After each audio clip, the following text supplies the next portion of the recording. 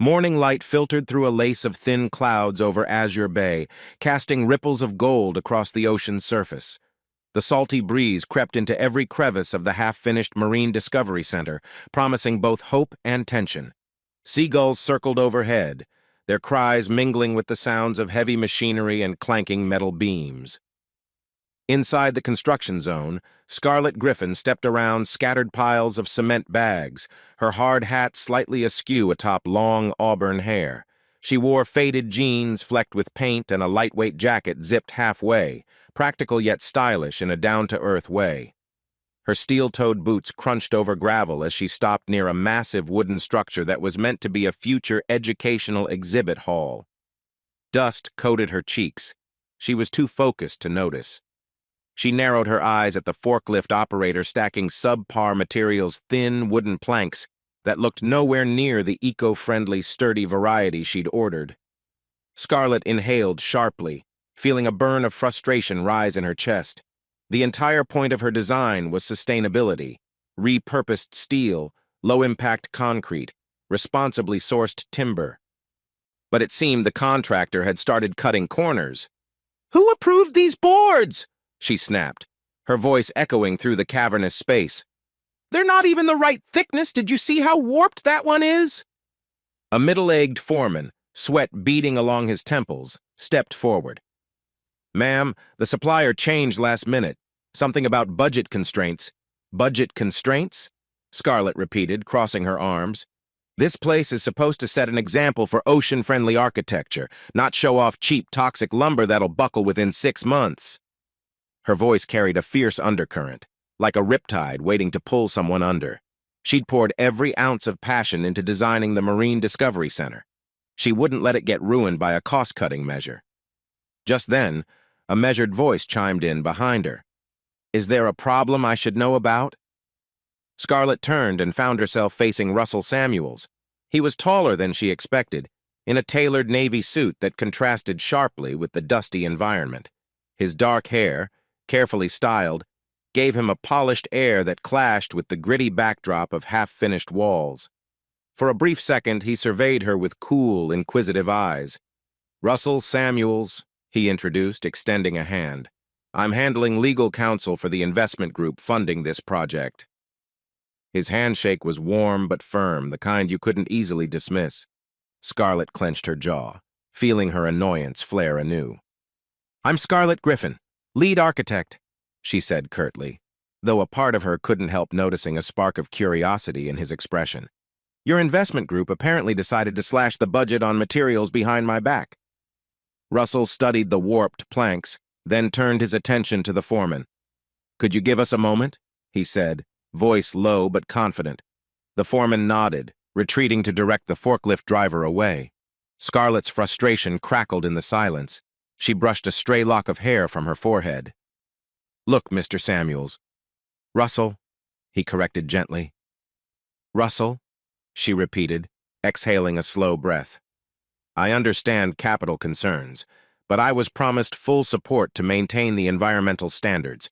We can't just ditch the entire plan because the budget got tight." He slipped a leather-bound notebook from his jacket and flipped it open, scanning a couple of typed pages. "I see here that your design specifically calls for reclaimed timber from local sources.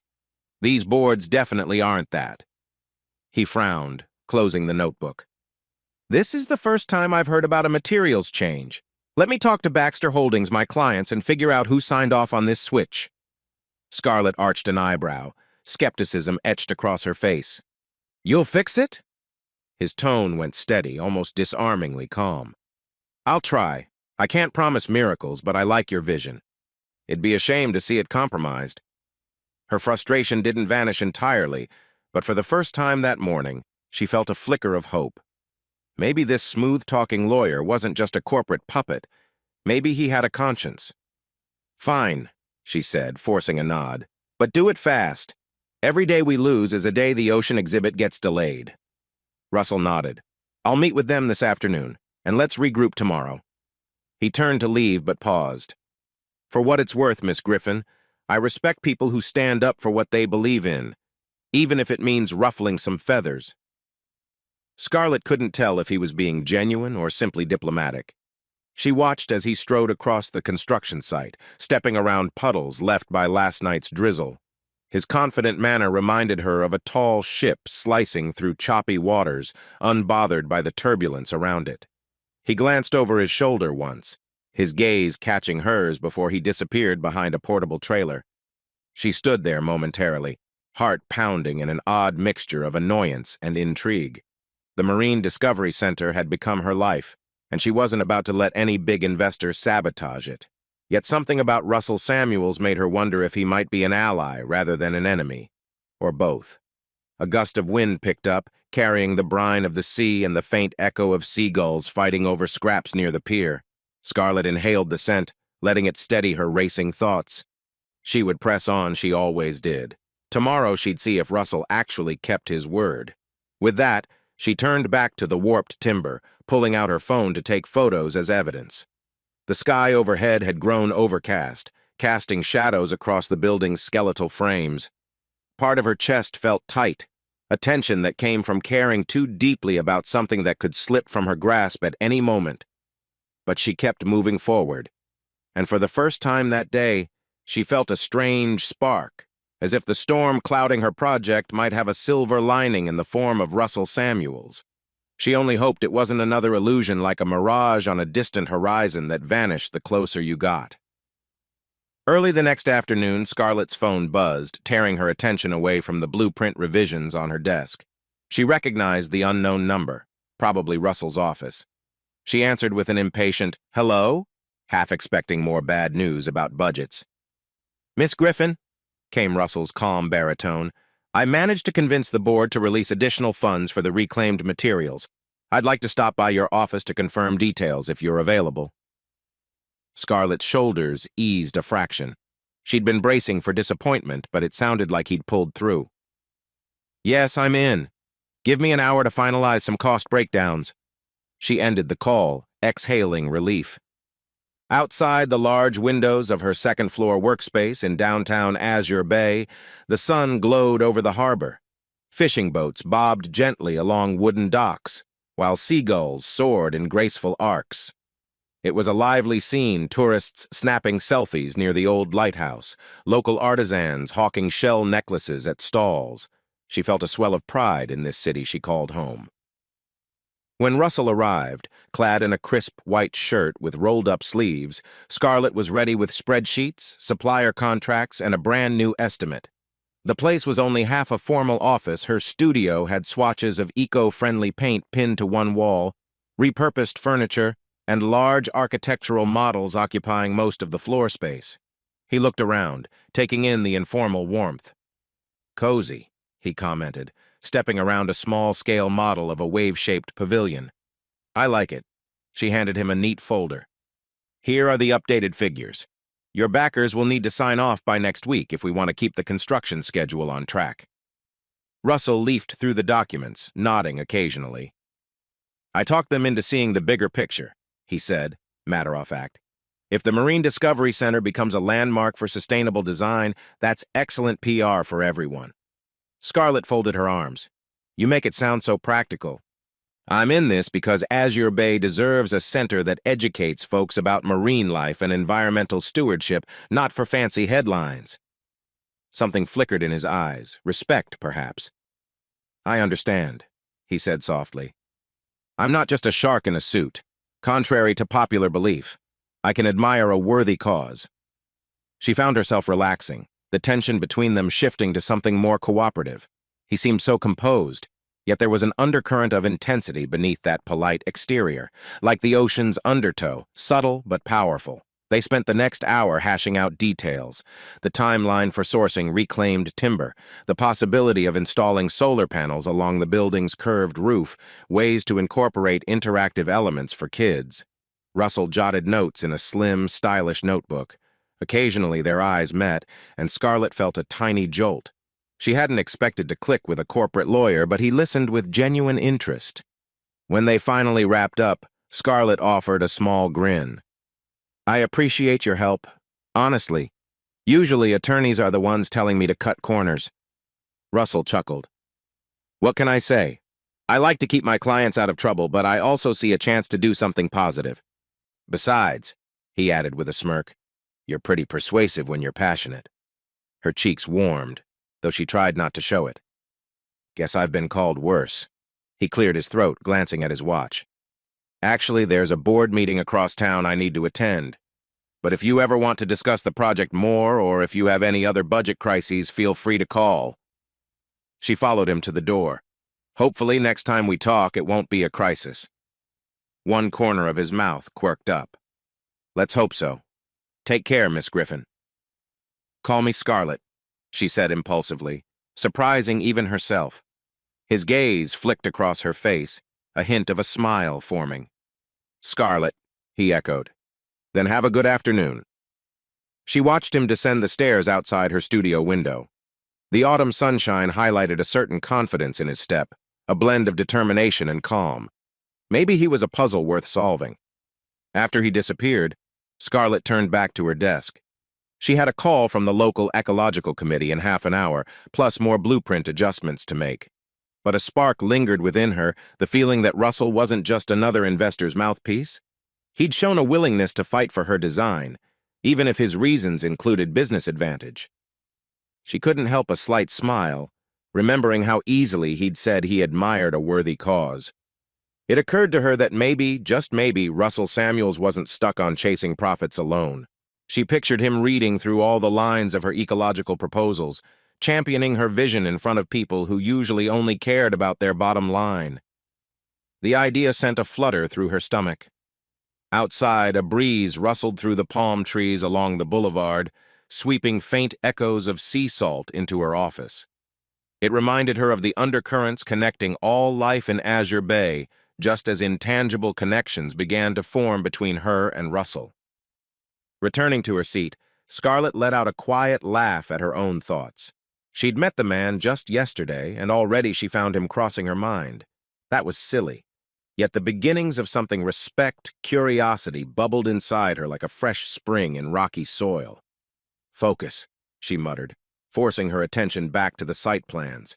She had an entire center to finish designing, finances to balance, a timeline that threatened to break if a single piece fell behind. But as she typed out a quick email to Reese Davenport, her project coordinator Scarlett realized she felt just a bit lighter than she had this morning. Working with Russell might be easier than she'd assumed. Maybe the Marine Discovery Center had gained not just a legal ally, but something more valuable. A man who understood that real progress demands more than finances and deadlines, it demands heart. 2 weeks flew by like a blur of blueprint revisions and supply negotiations. Scarlett found herself in near-daily communication with Russell, quick phone calls, flurries of emails, and hurried texts about last-minute changes. Although their exchanges were mostly professional, she sensed a growing ease between them. His voice on the line occasionally carried a wry joke. Her typed responses came with a hint of teasing. It was a slow dance of mutual understanding. One late afternoon, her phone chimed again. "Scarlett, it's Russell," he said, sounding less formal than usual.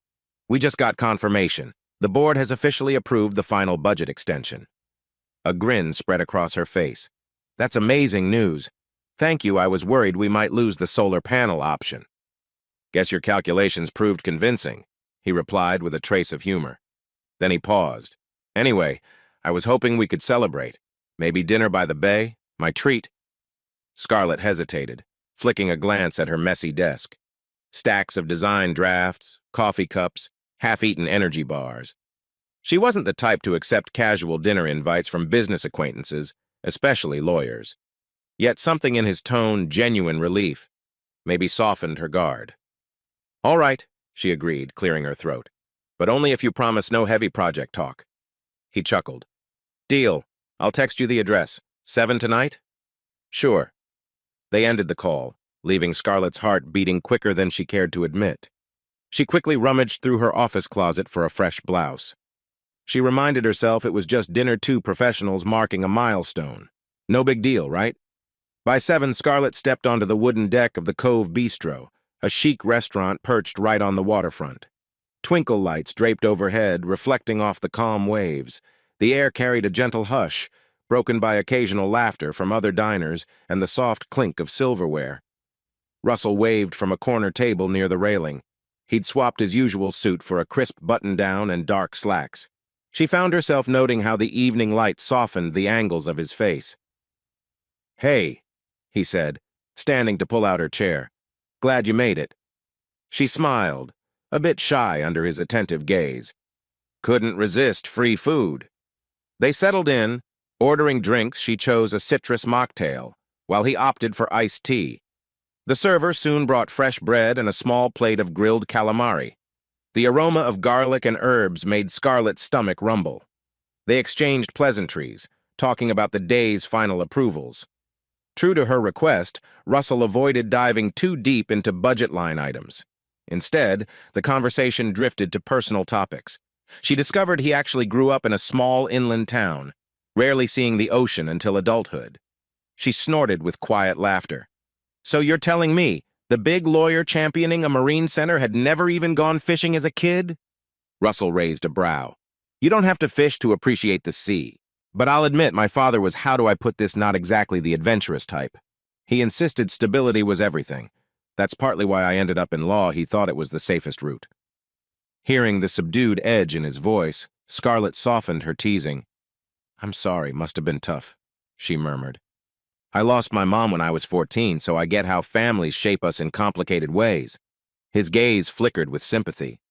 "That must have been hard. She was an architect too, right?" Scarlett's eyes widened. "How did you—" He smiled gently.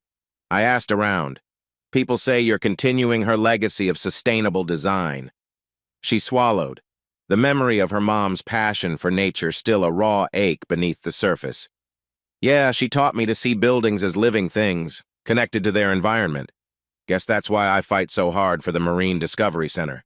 It feels like an extension of her dream." Russell reached out, not quite touching her hand, but close enough that the warmth of his gesture made her pulse stutter. "She'd be proud of what you're doing." Scarlett offered a small nod of thanks, heart twisting with bittersweet emotion. Outside, a breeze rolled off the water, carrying a salty tang. The restaurant lights glimmered overhead like scattered stars. They moved on to discussing random tidbits, favorite childhood memories, best places to watch the sunset in Azure Bay.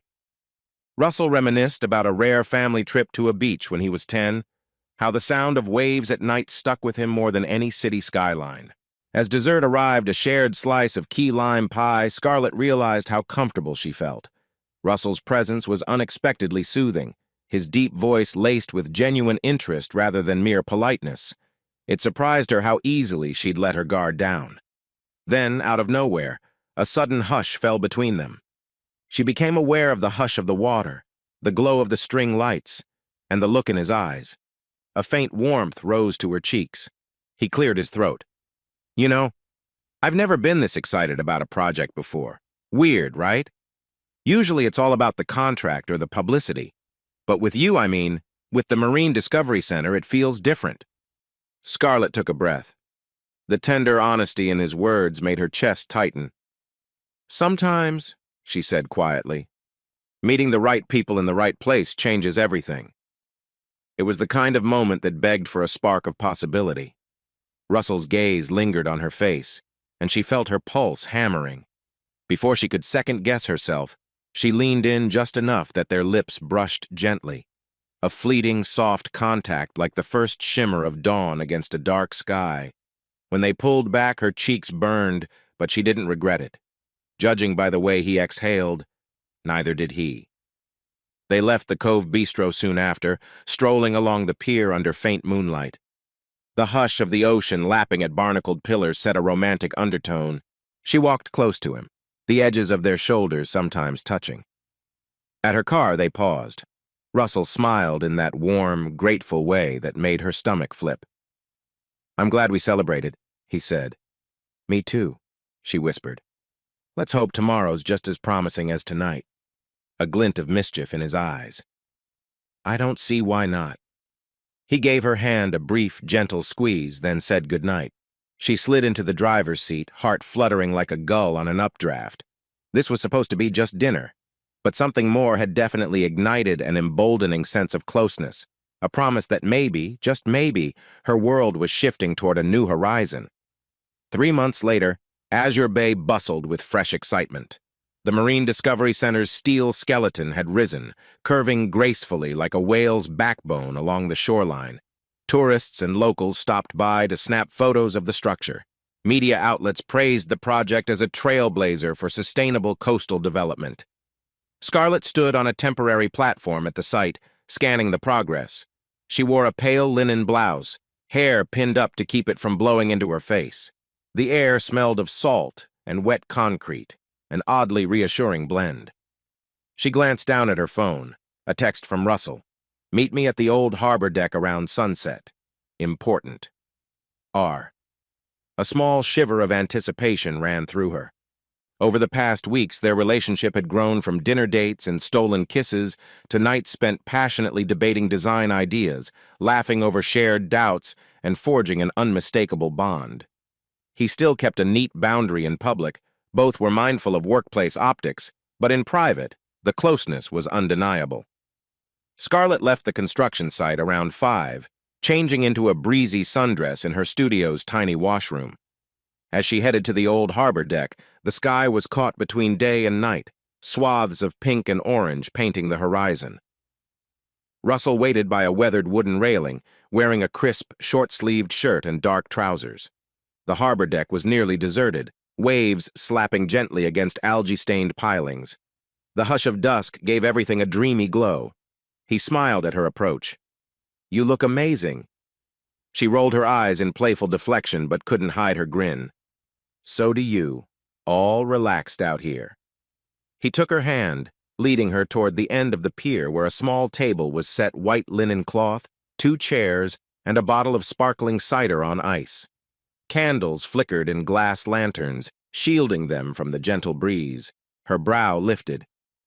"Planning a private party?" A soft laugh. "Something like that. Let's just say I've got news, and I'd rather deliver it in style." They sat. Russell popped the cider with a quiet fizz. He poured them each a glass, then raised his in a toast. "To the Marine Discovery Center, nearly halfway done. And to us, whatever this is, I'm glad it's happening." Scarlett's heart thrummed. She tapped her glass to his, the tangy bubbles tickling her nose. For a moment, they just watched each other, words not needed. Then he inhaled deeply, as if steeling himself. "Scarlett," he began gently, "these past 3 months I've never felt so alive, or so certain about wanting to build a future with someone." Her chest constricted, half joy, half nervous. "Russell." He reached into his pocket and pulled out a small box, the kind that made her entire body tense with an exhilarating panic. Opening it revealed a simple, elegant ring. The diamond wasn't huge, but it was set in a delicate band of recycled gold, reminiscent of her eco-values. "I know it's fast," he said, voice trembling with sincerity, "but I don't want to wait years. When you find something this real, you seize it. Will you marry me?" Scarlett's mind spun. They'd known each other only a handful of months, yet the intensity of their connection was undeniable. She glanced from the ring to his earnest expression. The image of her mother's face flickered in her mind, recalling how short life could be. Her mother had always said, "If you find a reason to chase happiness, don't hold back." Tears pricked her eyes. "Yes," she whispered, emotion clogging her throat. "Yes, let's do it." He slipped the ring onto her finger, a perfect fit. She rose and threw her arms around him, nearly knocking over the cider glasses. They laughed, tears mixing with laughter, the sweet swirl of euphoria wrapping them in a glowing cocoon. The sun sank lower, painting the sky with blazing oranges and purples. Within days, word spread among close friends. Sarah Collins squealed with delight when Scarlett showed the ring. Rhys Davenport teased Russell about going from a stoic lawyer to a man madly in love. Even the construction crew at the Marine Discovery Center cheered when they heard the news. The city's rumor mill thrived on the story of the unstoppable architect and the cool-headed attorney tying the knot so soon. The wedding, planned in a whirlwind, took place on a warm Saturday evening beside the bay. Instead of a grand ceremony, they opted for an intimate gathering on the beach behind the Cove Bistro, where they'd first shared a meaningful dinner. The smell of grilled fish and fresh flowers filled the air. White chairs were arranged in a semicircle facing the water, the golden hour light washing everything in a tender glow. Scarlett wore a flowing ivory sundress, her auburn hair loose in gentle waves. Russell stood at the makeshift altar, looking striking in a pale linen suit. Behind them, the ocean stretched out, calm and shimmering. Reese led a short blessing, while Sarah read a poem about the sea's eternal dance with the shore, how two seemingly different entities could meet in perfect harmony. When Russell and Scarlett exchanged vows, her eyes shone with quiet tears. His voice caught as he promised to stand by her dreams, to champion her visions, and to learn what it meant to truly share a life. They kissed, and the assembled guests clapped enthusiastically. A flock of seagulls soared above them, as if nature itself was giving a nod of approval. The rest of the night was a blur of warm hugs, laughter, and music. She and Russell cut into a small, elegantly designed cake, toasted with sparkling wine, and danced on the sand under fairy lights. Late in the evening, after the guests drifted away, they strolled along the moonlit shore. The water lapped at their bare feet, each wave whispering a promise of endless possibility. Scarlett leaned her head on Russell's shoulder, ring glinting softly in the glow of the distant pier. "Did we just do something totally insane?" she murmured, half laughing, half serious. He pressed a gentle kiss to her temple. "Possibly," he murmured back. "But sometimes the craziest leaps turn out to be exactly what we need." She believed him. For the first time in her life, Scarlett felt like the world was spinning in perfect alignment architecture, ocean, love, and all. A fresh new horizon stretched out before them, bright and endless. She felt certain that with Russell by her side, they could weather any storm. For tonight, their world was an endless sea of stars, soft waves, and the quiet, unshakable certainty of belonging to each other. Tomorrow, they'd wake to the demands of the Marine Discovery Center, contract deadlines, and the practicalities of married life. But for now, they simply breathed in each other's presence, lulled by the timeless lullaby of Azure Bay. Nearly 2 years had passed since Scarlett and Russell exchanged vows on that moonlit beach. Their whirlwind wedding stirred plenty of buzz around Azure Bay, but time quickly proved they were a dynamic duo. The Marine Discovery Center had finally opened its doors to the public, showcasing Scarlett's visionary, eco-friendly design vaulted ceilings shaped like ocean waves, interactive exhibits about marine life, and solar panels seamlessly fitted across the curved rooftop. On the center's grand opening day, media crews swarmed the broad boardwalk flanking the facility. Children sprinted through the lobby with squeals of delight, while tourists snapped selfies at every corner. The sweet odor of fresh paint and newly polished floors mingled with the tang of sea air drifting from the harbor. Scarlett Griffin Samuels, now 31, glowed with both personal pride and a motherly warmth. She wore a sleeveless navy dress that hugged her figure in a subtle way because there was a new secret she and Russell were about to share with close friends that evening. Russell Samuels, sharply dressed in a tailored suit, stood at the center of the main hall, shaking hands with local officials and big-shot investors. His hair was slightly longer than when they first met, and the hint of a relaxed smile suggested he was a man satisfied with his achievements professionally and personally. After the ribbon-cutting ceremony concluded with applause and camera flashes, Scarlett spotted Reese Davenport among the crowd, waving excitedly. Reese, wearing casual chinos and a polo shirt, was the Marine Project coordinator who'd worked side by side with Scarlett. At the same time, Sarah Collins emerged from behind a display panel about coral reefs, her hair carefully styled in silver waves, exuding that calm, mentor-like aura she'd always carried. Scarlett greeted them with outstretched arms. "You guys made it. This is incredible, right?" Reese grinned widely. "Incredible doesn't do it justice. This center is top-tier, Scar, and to think we were begging for funding 2 years ago." Sarah gave Scarlett's hand a gentle squeeze. "I've never seen such a turnout. Proud doesn't even cover it. If your mother could see this—" Scarlett's eyes misted for a moment. "I hope she'd approve," she said softly. "Honestly, it feels surreal." Russell joined them, sliding an arm around Scarlett's waist. "I'm stealing your wife for a second, guys," he teased, then turned to her. "We should probably set up for tonight's get-together." That evening, as the sun sank lower, the couple hosted a small reception at their new penthouse overlooking the harbor, another milestone in their rapid but joyful life together. The place was perched on the 12th floor of a sleek glass and steel building, boasting a wraparound balcony with panoramic views of Azure Bay's sparkling waters. The living area glowed with warm lighting and tasteful modern decor, plush gray couches, abstract paintings reminiscent of ocean hues. Once the guests trickled in, they soon realized the couple had more to celebrate than just the grand opening. In the middle of light laughter and clinking wine glasses, Scarlett cleared her throat. "So Russell and I have something to share." She cast a quick, glowing glance at him, then continued, "We're expecting a baby." A collective gasp and cheers erupted. Sarah actually teared up, pulling Scarlett into a gentle hug. Reese whooped loudly, hugging Russell with an enthusiastic back pat. "Congrats, man," Reese said, voice full of genuine warmth. "That's huge." Russell nodded, eyes bright with excitement. "We found out a couple months ago. The doctor said there could be complications, but we're optimistic. We just couldn't keep it under wraps any longer." The party pressed on with renewed vigor, guests swirling around offering congratulations.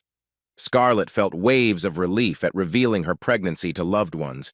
She discreetly placed a palm over her barely noticeable bump, heart fluttering at the thought of motherhood. For the moment, everything felt beautifully aligned, the Marine Discovery Center a smashing success, her marriage strong, and a new life on the way. Mid-celebration, she spotted Sierra Morgan gliding into the penthouse. Sierra was one of Russell's colleagues from the firm, a skilled attorney with a penchant for snappy suits and a reputation for being relentless in negotiations. She'd arrived unannounced, hair pulled back in a tight chignon, wearing a sleek black dress that clung to her curves. Scarlett stiffened for a split second. She didn't know Sierra well, except from occasional glimpses at the law office. For some reason, there was something in Sierra's posture, an air of pride or self-interest that pricked Scarlett's senses. "Oh, I heard about the baby news," Sierra said in a smooth, honeyed tone, approaching Scarlett. "Congratulations, truly." "Thanks." Scarlett forced a polite smile, noticing how Sierra's gaze flicked over the apartment as if she were assessing valuable property. "Russell's told me a lot about your design work," Sierra remarked. "He's proud of you, no doubt." Scarlett caught the faintest hint of condescension, but she shrugged it off. "He's been incredibly supportive, yeah. I'm lucky." Sierra parted her lips for a moment, maybe to add a quick barb, but instead she just smiled. "Well, I need to talk to him about a case detail. Mind if I steal your husband for just a minute?" Scarlett nodded hesitantly, trying to keep the mood light. "Sure. Don't keep him too long, though. We're toasting soon." Sierra gave a playful wave and glided away, her perfume lingering in the air, smelling of money and power. Scarlett shook off a flicker of unease. The baby was her main focus now, and she wasn't about to let some co-worker's vibe rattle her. She mingled with her friends, soaking up the joyful ambiance. But out of the corner of her eye, she kept noticing Sierra and Russell engrossed in whispered conversation near the balcony door. Every so often, Sierra would lay a hand on Russell's arm, face animated, almost flirtatious. Scarlett's stomach clenched. She pushed down the feeling, reminding herself that Russell was just discussing business. He was a friendly guy. Maybe Sierra was just being chatty. Finally, Russell returned to her side, giving her waist a light squeeze. "Sorry about that," he murmured. "Sierra's been roped into a big maritime lawsuit, and she needed a quick consult. No big deal." She nodded, forcing a smile. "All good." The rest of the night went smoothly. Laughter, cake, and gentle music filled the penthouse until late. But as Scarlett crawled into bed after the last guest left, she couldn't shake a slight pang of unease. She told herself she was overreacting. Russell had never given her a reason to doubt him. She drifted off, lulled by the comforting warmth of her husband's arm around her waist, a future shimmering with promise. Outside, the city lights glinted across the harbor, and the Marine Discovery Center's facade glowed in the distance, a testament to their shared accomplishments. She closed her eyes, determined to believe that everything was perfect. Tomorrow she would focus on new design projects, baby preparations, and that unstoppable sense of hope. If only the faint stir of anxiety in her chest would vanish for good. A few months later, the hustle in Azure Bay shifted into a higher gear. Russell had just been promoted to a senior partner track at his law firm, where he handled high-profile cases, especially a massive shipping company dispute that threatened local coral reefs. Meanwhile, Scarlett juggled multiple architectural contracts, all praising her success with the Marine Discovery Center. Yet something weighed on them like a slow undertow. They rarely saw each other for more than a few rushed hours each day. Russell's phone buzzed nonstop with urgent calls from the shipping magnate's legal team. Scarlett's mornings blurred into design sessions, site visits, and prenatal checkups. One cloudy afternoon, Scarlett found herself alone in their penthouse, scanning ultrasound images pinned to the fridge. Her pregnancy had progressed well so far, though mild aches and morning sickness hung around like an uninvited guest. The kitchen felt oddly quiet without Russell's presence. She glanced at the time. Nearly 6 p.m. He'd promised to be home by 5, yet no text, no call. Flicking on the TV for background noise, she tried to distract herself. Half an hour passed. Finally, her phone lit up Sierra Morgan texting, "Russell's still in a crucial deposition. Might run late." Scarlett's pulse jumped. Why was Sierra texting her? She inhaled, trying to quell a surge of annoyance. The fact that Sierra had Russell's schedule pinned down so precisely rubbed Scarlett the wrong way. By the time Russell walked through the door, it was almost 8. He looked exhausted, tie loosened, jacket slung over one arm. "Scar, I'm sorry," he sighed. "Deposition ran over. The shipping guys are freaking out about negative press." She pressed her lips together, nodding. "I get it. Work's chaotic. But you missed our prenatal class again." His face fell. "Oh God, that was tonight? I spaced. Sierra needed me for an emergency brief." At the mention of Sierra's name, Scarlett's jaw tightened. She forced herself to keep calm. "I'm just feeling overwhelmed. This is our first baby, Russell. We can't keep skipping important stuff." He dropped his jacket onto a chair, crossing to her. "I know, and I'm sorry." His arms encircled her in a tired embrace. "Let's make a deal. I'll talk to my boss about cutting down on late nights. I want to be more present. I really do." Scarlett let out a slow breath, leaning her head on his shoulder. The tension in her chest eased slightly at his sincerity. "Promise?" He nodded, pressing a gentle kiss to her hair. "Promise." But promises have a way of colliding with ambition. A few days later, Scarlett arrived home from a site visit to find Russell on a conference call. His voice was hushed, urgent, drifting from the study. "All right, Sierra," he murmured. "I'll review those documents tonight. Yes, I get that." "No, let me handle the CFO tomorrow." Scarlett paused in the hallway, listening.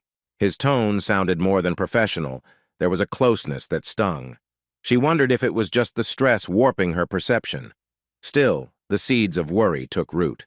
That night, as they settled into bed, Scarlett ventured, "What's Sierra like as a coworker? I mean, outside of the job?" Russell frowned slightly, eyes heavy with fatigue. "She's sharp, driven, sometimes a little intense, but she knows what it takes to win big cases." "Does she respect boundaries?" Scarlett asked carefully. He sighed. "Of course. She's not crossing any lines. She's just dedicated, that's all." Scarlett tried to push down the knot in her stomach. Maybe it really was just her imagination. She was pregnant, hormones high, constantly tired. Maybe she was blowing things out of proportion. As the weeks went on, Russell's schedule became more entangled with Sierra. Late-night briefs, dinner meetings with clients, depositions scheduled at odd hours. Scarlett found herself alone in the penthouse more often, flipping through baby name books, anxious about the weeks ticking by. Then one evening, she discovered a distinct perfume clinging to Russell's suit jacket, a scent she recognized from the last dinner party. Sierra's perfume. She frowned, letting the jacket slip from her hands. She tried to quell the jealousy, reminding herself that working closely sometimes meant brushing shoulders. But a quiet, nagging voice in her mind whispered that Sierra was dangerous territory, too ambitious, too hungry for validation. Scarlett called Russell to confront him gently. "Hey, do you realize your jacket reeks of somebody's perfume?" she asked, forcing a light tone. He sounded startled. "Oh, probably just got it from the office. Sierra might have been in the conference room. You know how small those meeting spaces are." Her heart twinged. Yeah, sure. Long after the call ended, she stayed awake, staring at the empty half of the bed. Even the baby seemed restless, delivering a soft kick now and then. She placed a hand on her belly, whispering reassurance. In the hush of night, she couldn't help wondering if the life they were building was starting to slip through her fingers, one missed appointment at a time. Shadows stretched across the penthouse living room as Scarlett paced near the window, her phone in hand. She was almost 6 months pregnant, and her body felt heavier each day. Tonight, she had hoped to share her updated ultrasound pictures with Russell, pictures showing their baby's little nose, the curve of tiny fingers. But he was nowhere to be found, and the dinner she'd lovingly cooked sat cold on the table. Dark clouds gathered over Azure Bay, reflecting Scarlett's growing frustration. She tried calling Russell's cell again. It went straight to voicemail. Exhaustion and hormones brought tears burning behind her eyes. Finally, close to 10, the door clicked open. Russell stepped in, hair damp from a sudden drizzle outside, an apologetic look painted across his face. "Scar, I'm so sorry there was an emergency hearing for the shipping case. Sierra texted me last minute." Scarlett stared at him, arms folded over her growing belly. "You couldn't drop me a text? A single line? I've been waiting." He ran a hand through his hair. "I know I messed up. My phone died. I was rushing everything, just spiraled." She took a shaky breath. "I get that you're busy, but I had dinner ready, ultrasound prints." Her voice cracked. "I needed you here." Russell's face twisted in regret. He set his briefcase aside and approached her, but she took a small step back. "Let me see those ultrasound pictures," he said softly. Scarlett handed him the printouts, tears threatening to spill. He looked at the images, eyes filling with awe. "It's amazing," he murmured, lightly tracing a finger across the silhouette of the baby's profile. "I wish I could have seen them sooner." "That makes two of us," she said, voice edged with hurt. He tried to wrap an arm around her shoulders, but she pulled away, stomach churning. She noticed something off that perfume again, faint but unmistakable. The same sweet, heady scent from Sierra's last visit. "You smell like that perfume," she accused, voice trembling. "The same one on your suit last time." Russell looked puzzled, then exasperated. "Scarlett, come on. Sierra's my colleague. We were in a small conference room for hours. She probably spritzes that stuff every half hour. It gets on me. It doesn't mean anything." Her chest tightened. "Doesn't it? Because it feels like you spend more time with her than your own wife." He drew back, a flicker of annoyance crossing his features. "That's not fair. You know how insane this case is. I'm trying to build a better future for us, for our child." "Don't twist it around," Scarlett whispered, tears prickling at the corners of her eyes. "I'm pregnant, Russell. I can't do this alone, raising a baby, dealing with doctors, everything. You promised you'd cut down on late nights, but it's only gotten worse." He bowed his head, guilt warring with frustration.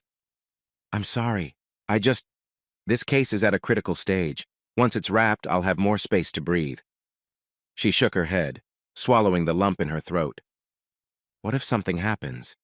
What if I need you, and you're off with Sierra again?" His voice grew taut. "Scar, that's not going to happen.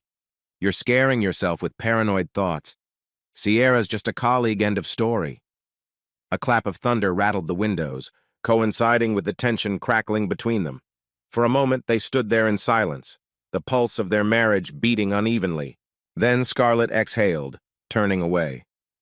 "I'm going to bed," she said softly, tears now sliding down her cheeks. "Heat up your dinner if you want." She left him standing in the dimly lit living room, the weight of their unspoken fears pressing down like the storm clouds outside. In the bedroom, she curled up on her side, wrapping an arm protectively over her belly. The baby seemed to sense her distress, giving restless little kicks. "It's okay," she whispered, voice trembling. "We'll be okay." But a stark loneliness filled her. The man she loved felt more distant each day, and the gentle glow of their early marriage was fading under the harsh demands of work and suspicion. Approx 800 words so far, continuing for 200,300 more to hit 1,000. She grabbed her phone and scrolled through pictures of them from a year ago, smiling at the Marine Discovery Center's opening, arms linked around each other's waists, laughter spilling from their faces. Back then, it had felt like they were unstoppable. Now, she felt as if she was bracing for an invisible wave that might knock her off her feet. Minutes later, Russell peeked into the bedroom. "Scar," he said quietly, "let's not go to sleep upset, please." She turned her face toward the window, not answering. Rain pattered against the glass, a rhythmic, lonely sound. "I can't rewind tonight," he continued, voice laced with remorse. "But I promise tomorrow I'll make things right. We'll schedule the next doctor's appointment, go together. I'll even skip a briefing if I have to." Her eyes stayed on the rain-blurred city lights. "We'll see," she murmured. He sighed heavily, then retreated, leaving her with the lullaby of thunder and tears. Outside, lightning flashed across the bay, momentarily illuminating the waves in brilliant white. Scarlett closed her eyes, clutching a pillow as her mind spun with doubt. They'd built so much: a marriage, a home, a new life. Yet she couldn't shake the feeling that something was unraveling, stitch by stitch. She prayed the storm would pass by morning, taking her fears with it. The tension in their penthouse apartment lingered over the next week. Russell kept swearing he'd carve out more family time, yet nights still bled into late hours at the office. Scarlett swallowed her frustration, determined to trust him, to believe that once this shipping case ended, life would snap back into place. One evening, she decided to make a special dinner: roasted salmon with lemon butter and a side of fresh greens, aromas filling the kitchen. She carefully set the table, determined to restore a sense of normalcy. But as 7 p.m. came and went, there was no sign of Russell. His phone went unanswered. By the time 8 p.m. rolled around, Scarlett's calm facade cracked. She tossed the cold food in the fridge, changed into sweats, and resolved to confront him wherever he was. She knew from earlier texts that Russell planned to review documents at the law firm's downtown office. Maybe, she thought, a face-to-face check-in would jar him back to reality. She grabbed a container of food, still hoping they could share something warm, and drove through the bustling city streets. The law firm's building loomed tall under the evening sky. At the lobby desk, she asked for Russell. The security guard recognized her, gave her a sympathetic smile, and waved her through. "He's on the 18th floor. Go on up, ma'am." When the elevator doors slid open at 18, Scarlett stepped into a hushed corridor lined with glass-walled offices. Most lights were off. It was well past normal hours. She spotted a faint glow at the far end, near a corner office Russell's. Her heart thumped with a mixture of nerves and annoyance as she approached. But voices drifted from behind the partially closed door, 2 voices, one distinctly female. Scarlett froze, picking up the subtle rise and fall of conversation. The low rumble of Russell's tone intertwined with Sierra's. She inched closer, balancing the container of food in shaking hands. The words were too muffled to catch fully, but the softness in Sierra's voice triggered alarm bells. Her chest tightened. Taking a steadying breath, she nudged the door open, only to glimpse Sierra Morgan standing a few feet away from Russell, wearing a form-fitting blouse and skirt. Sierra's body language screamed intimacy. She was leaning in, face bright with an almost predatory smile. Russell noticed Scarlett first, his eyes going wide. "Scarlett!" Sierra turned, an expression of mild surprise flitting across her features. "Oh, hi. We were, just wrapping up." She smoothed down her skirt, brushing imaginary dust from her hips. Scarlett's gaze flicked between them, her mind reeling. On a small table, she noticed 2 coffee cups and a half-eaten takeout box. The air smelled of strong perfume, that perfume mingling with the stale scent of old coffee. "I brought dinner," Scarlett managed, lifting the container as if to justify her presence. "Russell, you didn't pick up your phone." He swallowed hard. "My phone died. Sierra and I were finalizing some briefs for tomorrow's hearing." Sierra offered a slow, overly sweet smile. "It got late, so we ordered in. We weren't expecting company." Scarlett felt her temper flare. She scanned Russell's face, searching for guilt, or an explanation that might calm the hurricane inside her. Instead, she saw panicked uncertainty. In the hush that followed, the tension in the room was palpable. Blood pounded in Scarlett's ears. She set the container down on a nearby desk, words tangling on her tongue. "I've been waiting," she finally said, voice low. "But I guess you had a better dinner invitation?" Russell put his hands up defensively. "Scar, it's not like that. We've got a crucial hearing at 8 a.m. Sierra needed me to run through depositions." Scarlett's hand trembled at her side, her pregnancy stress amplifying every emotion. "Then why does it feel like you're always together? Late nights, private dinners, phone calls at random hours. How am I supposed to believe you when I see this?" She gestured around the office. "2 cups, you standing close, laughing about who knows what behind closed doors." Sierra clicked her tongue softly. "I think you're overreacting. Relax, Russell's a colleague, nothing more." The condescending undertone in her voice struck Scarlett like a slap. Russell stepped between them, jaw tense. "Sierra, maybe you should head out. I'll talk to Scarlett." Sierra's mouth curved in a triumphant half-smile, like she relished being told to leave. She gathered her purse, paused to give Russell a pointed look, then brushed past Scarlett, trailing a wave of perfume. "Have a lovely evening," she murmured, with an edge that was far from polite. Once alone, Scarlett felt tears burning in her eyes. "Tell me I'm not crazy. Tell me this is innocent," she demanded, voice shaking. Russell ran a hand over his face. "It is. Scar, I swear Sierra's pushy, but it's strictly professional. She's just intense about the job. Yeah, we had dinner because we were stuck here working. That's all." She stared at him, heart thunderous. Her thoughts rushed back to the endless nights, the missed doctor appointments, the faint scent of Sierra's perfume on his clothes. Her fear that she was second to his career, second to his ambition. And now, the baby kicked inside her, as if reminding Scarlett of a more urgent priority. She pressed a palm to her stomach, fighting for composure. "This can't go on," she whispered, tears glinting on her lashes. "I can't be left alone, constantly wondering if you're with her or if I even matter. Our child needs stability, Russell, and I'm not seeing it." His eyes brimmed with remorse. "I love you, Scarlett. You matter more than anything. Just give me a little more time. The hearing's almost done." She shook her head, stepping back. "We'll talk at home," she said quietly, her voice hollow. "I'm done waiting here." Turning on her heel, she walked out, leaving the container of no useless dinner behind. She could feel Russell's anguished stare on her back, but she didn't stop. Her chest felt tight, like she was suffocating. As she reached the elevator and pressed the button, it felt like a door closing on everything they'd built.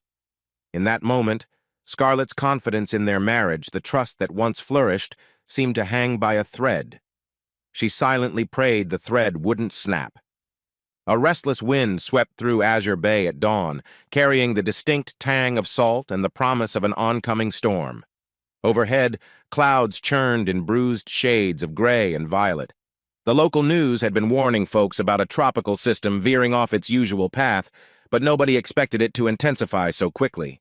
In her modest design studio on the quieter side of the waterfront, Scarlett Griffin Samuels paced around with one hand braced on her lower back. At nearly 8 months pregnant, she moved more slowly than before. Her once lithe figure now carried a gentle roundness, and she found it harder to stay on her feet all day. Still, she had a job to finalize, drafting adjustments for a small, eco-friendly resort project. She couldn't ignore the flutter of nerves in her stomach. Russell had left early, supposedly to meet some client. For the 10th time that morning, she glanced at her phone, no text, no missed call. Anxiety gnawed at her, especially with the weather forecasts turning ominous.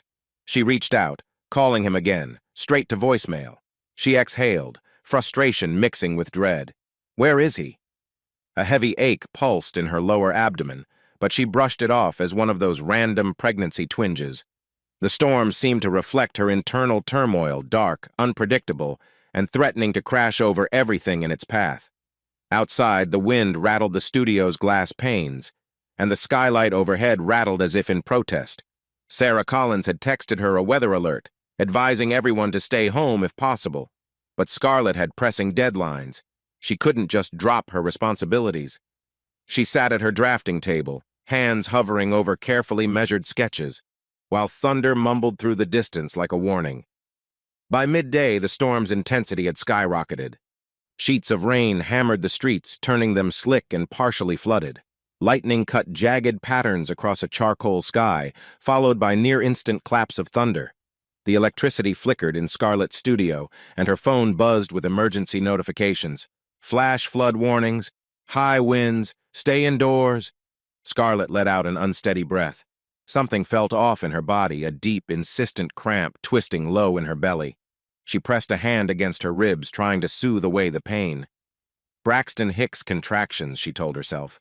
The doctor had warned her about false alarms, yet this felt sharper, more insistent, each wave radiating through her hips. She tried Russell's phone again. No response. A swirl of betrayal nipped at her heart, but she focused on the immediate present. The storm outside, the stab of pain inside. She dialed the penthouse. Maybe he'd gone home for something? It just rang and rang.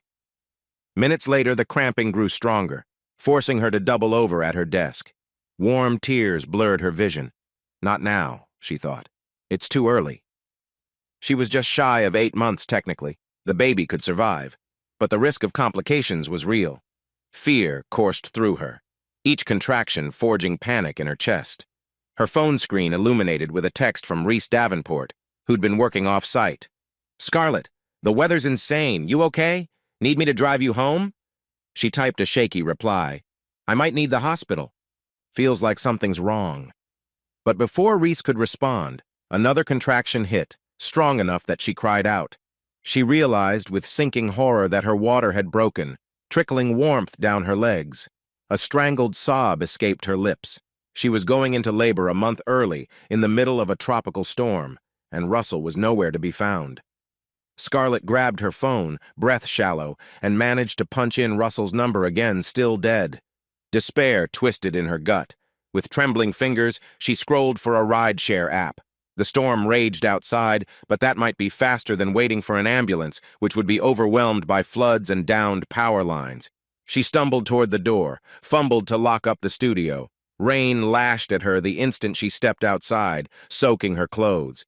The wind nearly yanked her off balance, howling like a live, angry creature. She stood under the meager awning, phone clasped in her palm, breath ragged with pain. A rideshare finally matched, but the app said it could be 20 minutes or more. Lightning crackled overhead, branching across the storm-dark sky. Scarlett clenched her jaw, trying to calm the frantic pounding of her heart. She needed to get to the hospital now. She dialed Russell one last time, voice raw with pain. Straight to voicemail. "Russell," she gasped into the phone's recording. "I'm in labor. I'm heading to Northwestern General. Please, just come." "Please." Tears streamed down her face, mingling with the rain. She ended the call, despair lodging in her throat. Where the hell is he? She had no clue that at that very moment Russell Samuels was sitting in a luxury hotel suite across town with Sierra Morgan. Russell stared at the floor-to-ceiling windows of the opulent hotel suite, the city half hidden behind a curtain of relentless rain. He wore his usual crisp shirt but had shed the tie. Sierra lounged on the couch behind him, her heels kicked off, a sly smile playing on her lips. They'd been combing through legal documents for a client, or that was the original plan. But the conversation drifted, the mood shifted, and the tension between them sizzled like static in the stormy air. He felt a tug of guilt. Part of him knew he should be home. Scarlett was 8 months pregnant, and this storm was no joke. Yet something about Sierra's confidence, the easy way she laughed at his jokes, the unspoken thrill of crossing lines, it had lured him in deeper than he cared to admit. His phone buzzed on the coffee table, a barrage of missed calls, messages. He glanced once, saw Scarlett's name. A spike of anxiety pricked him, but Sierra caught his wrist. "Don't," she purred. "We're nearly done here." The night wore on. Rain battered the window. Thunder rattled the glass. Russell's phone eventually went silent, battery drained from ignoring repeated calls. He tried to reassure himself that Scarlett would be fine. Maybe she was just worried about the weather. It was a lie, he told himself, to numb the dread. By the time he finally bothered to plug in his phone, it was well past midnight. Sierra stepped into the suite's bedroom to freshen up. Russell tapped his passcode, watching the device power on. A flood of missed calls hammered his screen. 13 from Scarlett, 5 from unknown numbers, multiple voicemails. A wave of cold horror coursed through him. Something was very, very wrong. His heart pounded as he listened to the last voicemail, Scarlett's voice, ragged with pain, choking out that she was in labor, heading to the hospital. The timestamp read hours earlier. The world tilted. He bolted upright, adrenaline roaring through his veins. "Sierra!" he barked, voice wild. I have to go! Now!" He snatched his jacket and phone, ignoring her startled protest. Within minutes, he was rushing through the hotel lobby, horror and regret fueling every frantic step. Meanwhile, at Northwestern General, the emergency lights flickered under the storm's onslaught. Scarlett lay on a hospital bed in the labor ward, biting her lip hard enough to draw blood as another contraction ripped through her. Nurses hustled around, hooking up IV lines, monitoring the baby's heartbeat. The pregnancy was early, and the child's vital signs needed close attention. She was drenched from the storm, hair plastered to her forehead, hospital gown clinging to her sweaty skin. Despite the team's soothing words, Scarlett's thoughts spiraled. Where is Russell? The stinging sense of betrayal mounted with every wave of pain. Sarah had shown up, alerted by a passing nurse who recognized Scarlett's name from an old contact list. The older woman gripped Scarlett's hand, eyes bright with worry. "I'm here, sweetheart," she whispered. "Breathe." Scarlett sobbed through a contraction. "He didn't come," she gasped between ragged breaths. The nurse urged her to conserve energy, focusing on the surge of pain. Another contraction hit, more brutal than before, and Scarlett cried out. She squeezed Sarah's hand so tight her knuckles went white. Outside, thunder boomed, and the windows rattled. One of the fluorescent lights flickered ominously. Nurses exchanged anxious glances, but they kept calm, urging Scarlett to push. Her entire body burned, sweat mixing with tears. Every nerve screamed for Russell, for a gentle word, a supportive presence. But the only faces around were hospital staff, Sarah, and a swirl of machines. Hours later, though it felt like an eternity, Scarlett heard the startled exclamation of a nurse. The baby was crowning. Fear and determination clashed in Scarlett's chest. She summoned the last vestiges of her strength, pushing with a raw, anguished cry. The world narrowed to a single, blinding moment of agony and hope. Then a shrill wail pierced the hospital room. The baby, her son, had arrived. Relief and heartbreak collided, tears streaming down Scarlett's cheeks. A nurse placed the tiny, squirming bundle onto Scarlett's chest. He was smaller than expected, but alive, lungs bursting with protest at the world. Scarlett's heart clenched with overwhelming love and profound sorrow. She kissed the baby's damp forehead, whispering, "Shane, my sweet Shane." Sarah pressed a comforting hand to Scarlett's shoulder. "You did it," she breathed, voice shaking with emotion. "He's perfect." Scarlett's body trembled, exhaustion flooding every limb. She cradled Shane, tears coursing down her cheeks. Russell should be here. The nurse asked if she wanted to make any calls. Scarlett just shook her head, resolve forming in the hollow of her chest. She'd faced the biggest moment of her life alone, betrayed, abandoned. She closed her eyes, letting a wave of numbness wash over her. The storm still raged outside, as if echoing the fury in her heart. By dawn, the storm had somewhat eased, leaving streets flooded, debris scattered. Inside Scarlett's private room at the hospital, lights hummed softly. Shane slept in a clear bassinet, wrapped in a pastel blanket, while Scarlett stared at him with an indescribable ache, a swirl of adoration and heartbreak. She had asked the nurses to keep visitors away. She needed time to think. Over the night, Russell had tried calling the hospital, frantic for news, but Sarah, protective, furious, intercepted him. She relayed to Scarlett that Russell claimed he'd been caught in depositions, phone dead, but Scarlett recognized a hollow ring in those excuses. As soon as she'd mustered a bit of energy, Scarlett asked to see a lawyer. She made it clear. She wanted a separation, no, a full divorce.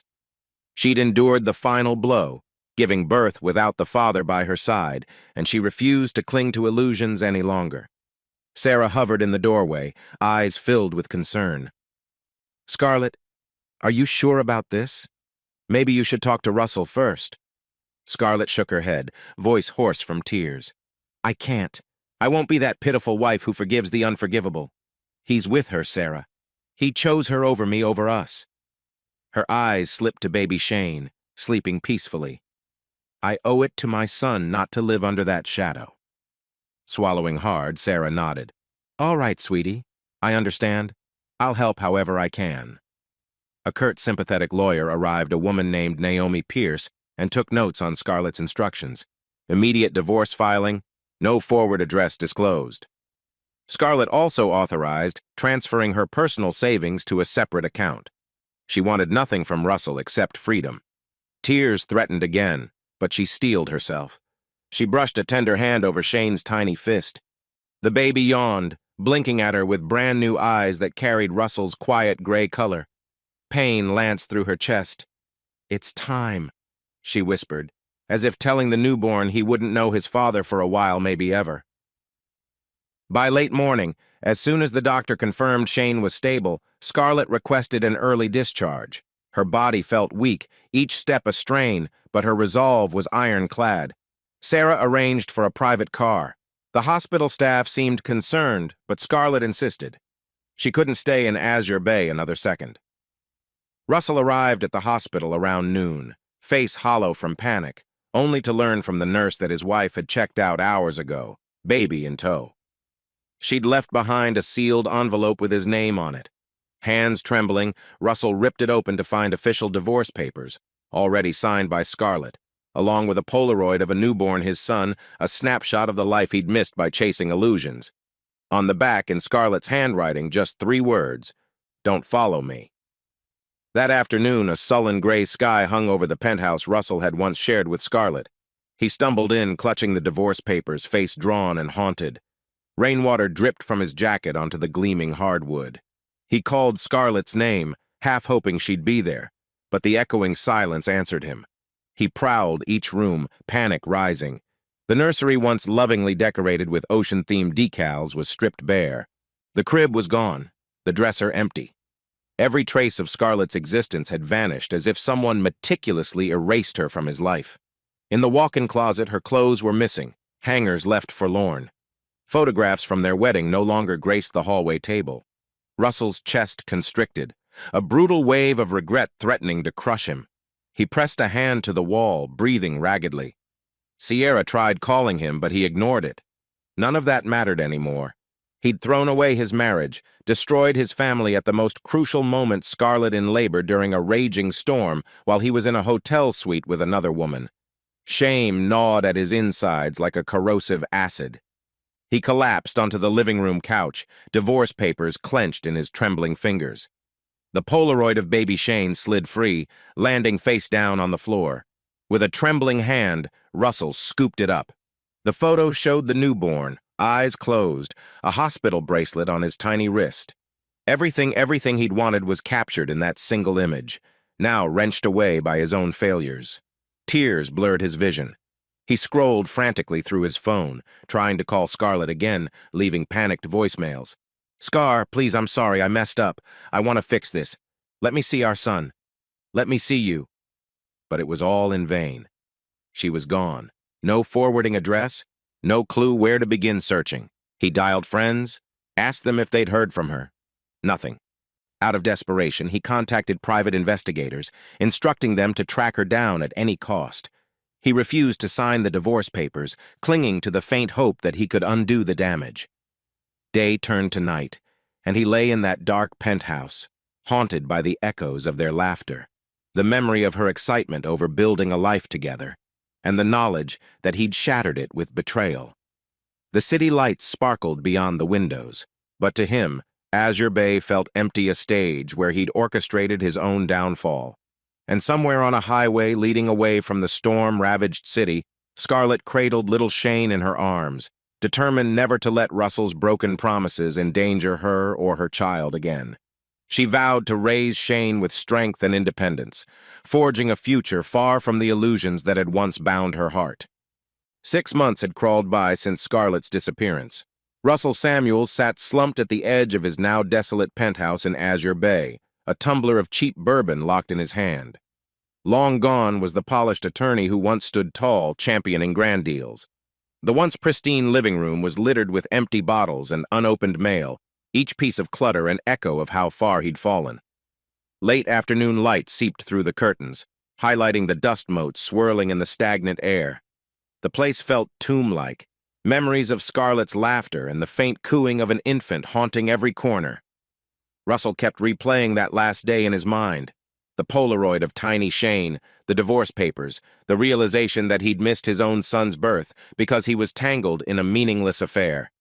Every swirl of guilt tasted bitter as acid. Sierra Morgan had bailed on him shortly after the scandal broke once the rumor mill spun with news that Russell's wife had vanished, leaving him with a destroyed marriage and a baby he'd never met. Sierra slithered away to another branch of the firm, presumably to preserve her own reputation. Any illusions of her companionship disappeared as swiftly as she'd come.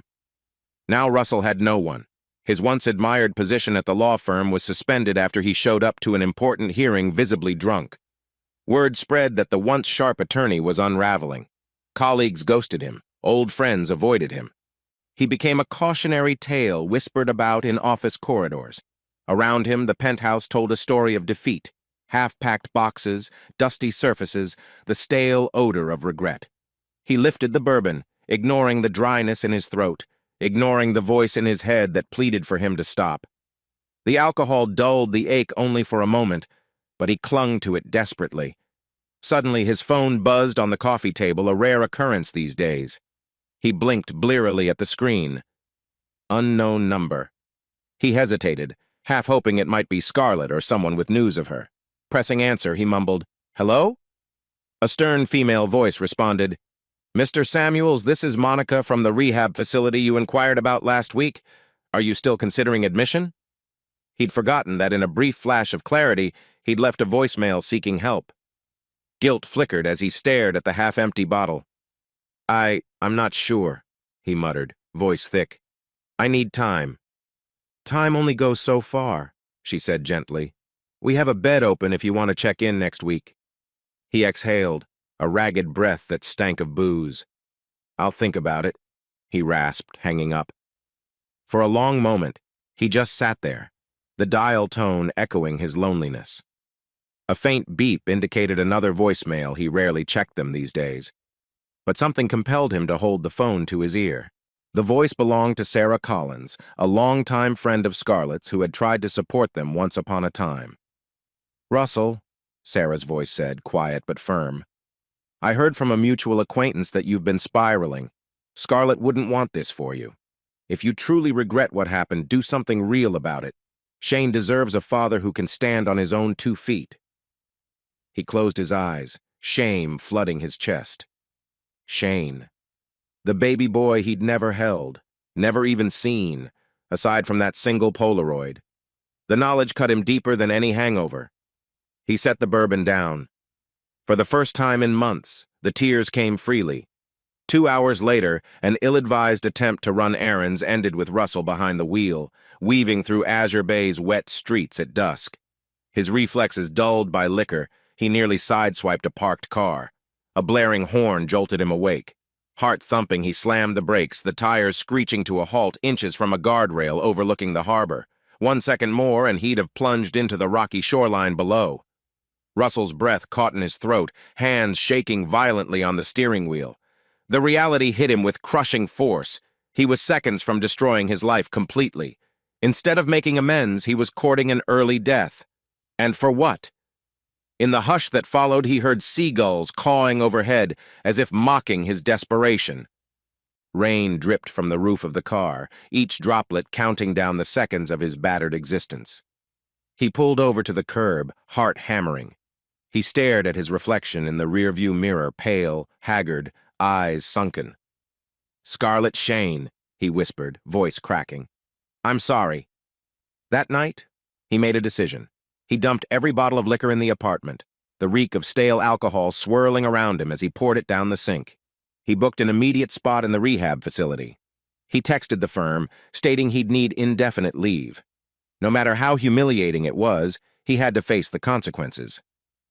A week later, Russell checked into a small, discreet rehabilitation center on the outskirts of Azure Bay. The building was unassuming, a pale brick facade surrounded by battered oaks, the ocean's roar faint in the distance. Staff welcomed him with clinical smiles. The interior smelled like antiseptic and stale coffee, but it represented a glimmer of hope. Days blurred into therapy sessions and group discussions. Russell found himself unearthing painful truths, confronting his own weakness, selfishness, and fear. Nights brought cold sweats and nightmares, visions of Scarlett in labor, alone in a raging storm, or of Shane's tiny face disappearing forever. He'd wake in a panic, chest tight, but each morning he forced himself through the routine: daily reflection, exercise, emotional counseling. The counselors insisted on accountability. No more excuses, no more blaming stress or Sierra's manipulations. Russell absorbed their words like a sponge, determined never to slip back. And gradually, glimmers of clarity emerged.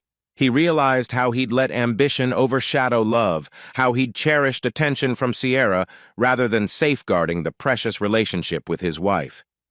It was a bitter pill to swallow, but also the only path forward. After 30 days, he exited the rehab facility sober, though still fragile. The firm's leadership suspended him indefinitely, but he didn't protest. He needed to rebuild from the ground up, not to chase wealth or prestige, but to become someone worthy of fatherhood. Without Scarlett and Shane, his success meant nothing. He returned to the penthouse, systematically discarding remnants of his old life. Old suits that reeked of arrogance, old photos that showed him smiling vacantly at corporate banquets. He jotted notes in a small journal each night, confessions of guilt and tiny victories of sobriety. He had no illusions that Scarlett would read it, but writing it helped him track his progress, anchor him to his vow: I will never be that man again. One afternoon, stepping onto the balcony, he gazed at the shimmering harbor.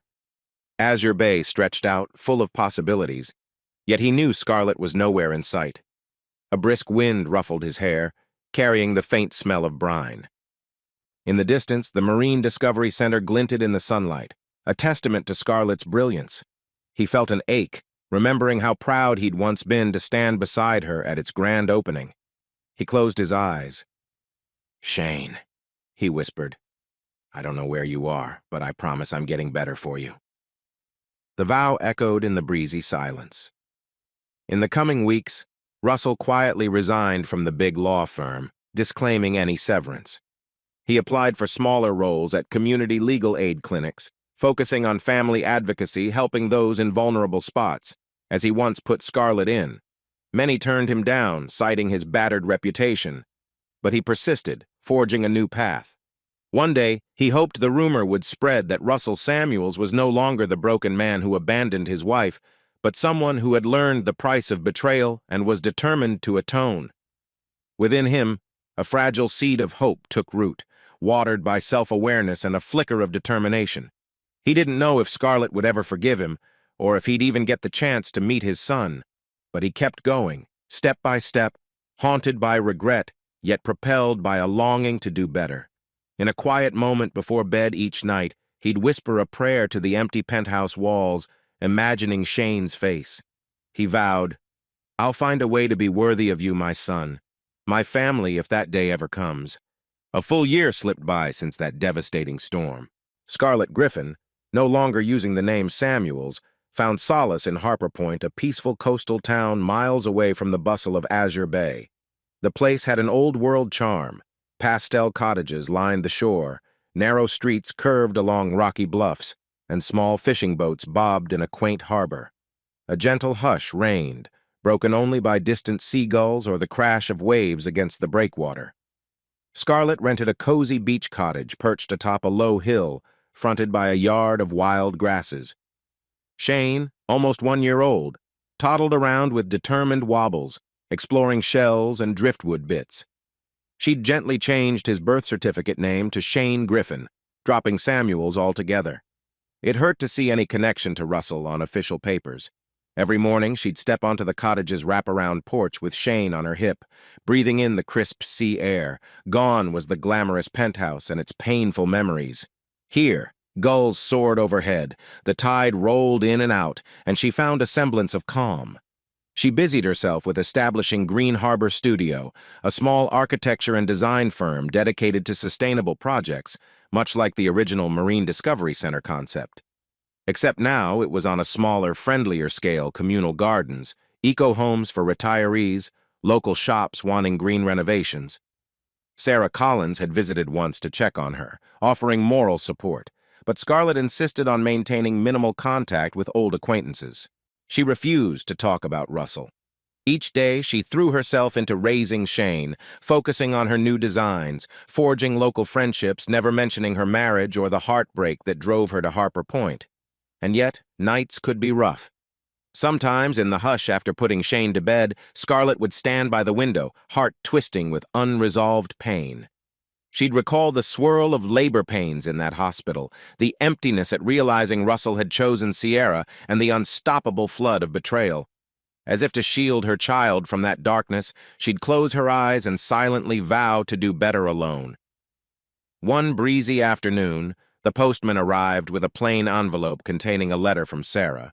Inside, a few photos of the Marine Discovery Center's latest expansions, plus a note.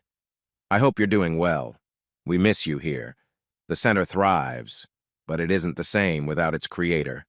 Let me know if you ever want to reconnect." Scarlett swallowed hard, glimpsing the center's curved architecture, a piece of her soul left behind in Azure Bay. She gently tucked the photos into a drawer, determined not to open old wounds. She had no space for regrets. Her boy needed her strong, unburdened. But each time Shane smiled, she spotted traces of Russell's features, a familiar spark in the eyes, a curve of the jaw that mirrored the father. Sometimes Scarlett would catch her breath, forcibly reminding herself that she'd walked away to protect them both. No illusions, no half-truths.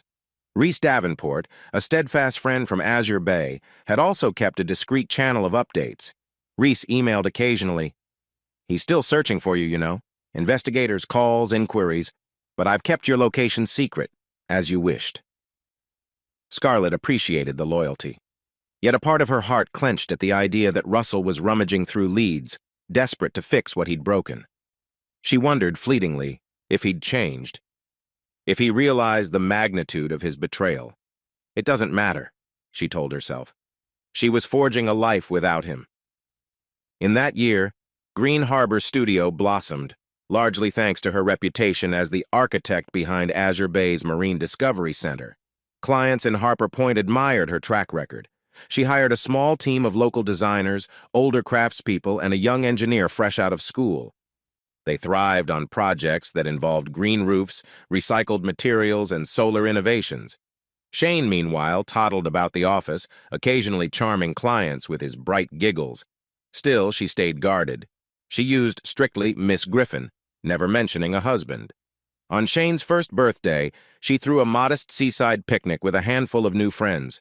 Sarah came too, driving all morning from Azure Bay with a trunk loaded with homemade cupcakes and heartfelt gifts. The party was small but warm. Shane squealed over a simple gift, a plush sea turtle from Sarah, and that night, Scarlett tucked him into bed with a tender kiss, tears brimming. After the guests left, Sarah lingered in the tidy living room, cradling a cup of chamomile tea. She looked around at the bright decor, simple furniture, airy curtains, child-safe corners. "You've built a beautiful life here," she murmured, voice tinged with pride. Scarlett managed a small smile. "It's stable, quiet. That's what Shane and I need." Sarah nodded, then hesitated. "I'm sorry if this is unwelcome, but Russell's changed, Scarlett, genuinely, from what I've heard. He quit the firm, entered rehab, volunteered with children's advocacy groups. He's not the same man who—" "That's good for him," Scarlett cut in softly, gaze drifting to the window. The ocean shimmered under moonlight, but it doesn't erase the past. I don't want him finding us. Sarah's shoulders slumped, acceptance in her eyes. "I understand. Just know if you ever want to reconnect, you have options. Shane might ask questions someday." Scarlett exhaled a shaky breath. She knew that day would come when Shane would wonder about his father. She dreaded it, unsure how to explain. But for now, she was resolved to keep the door locked on that chapter. "Thank you, Sarah. Let's just enjoy the present." So they did. Sarah left the next morning, leaving Scarlett with a swirl of contradictory feelings: relief at her chosen path, guilt for denying Shane a dad, anger at the man who'd forced her into such a decision. She smothered those feelings under day-to-day tasks, focusing on every new blueprint, every maternal milestone.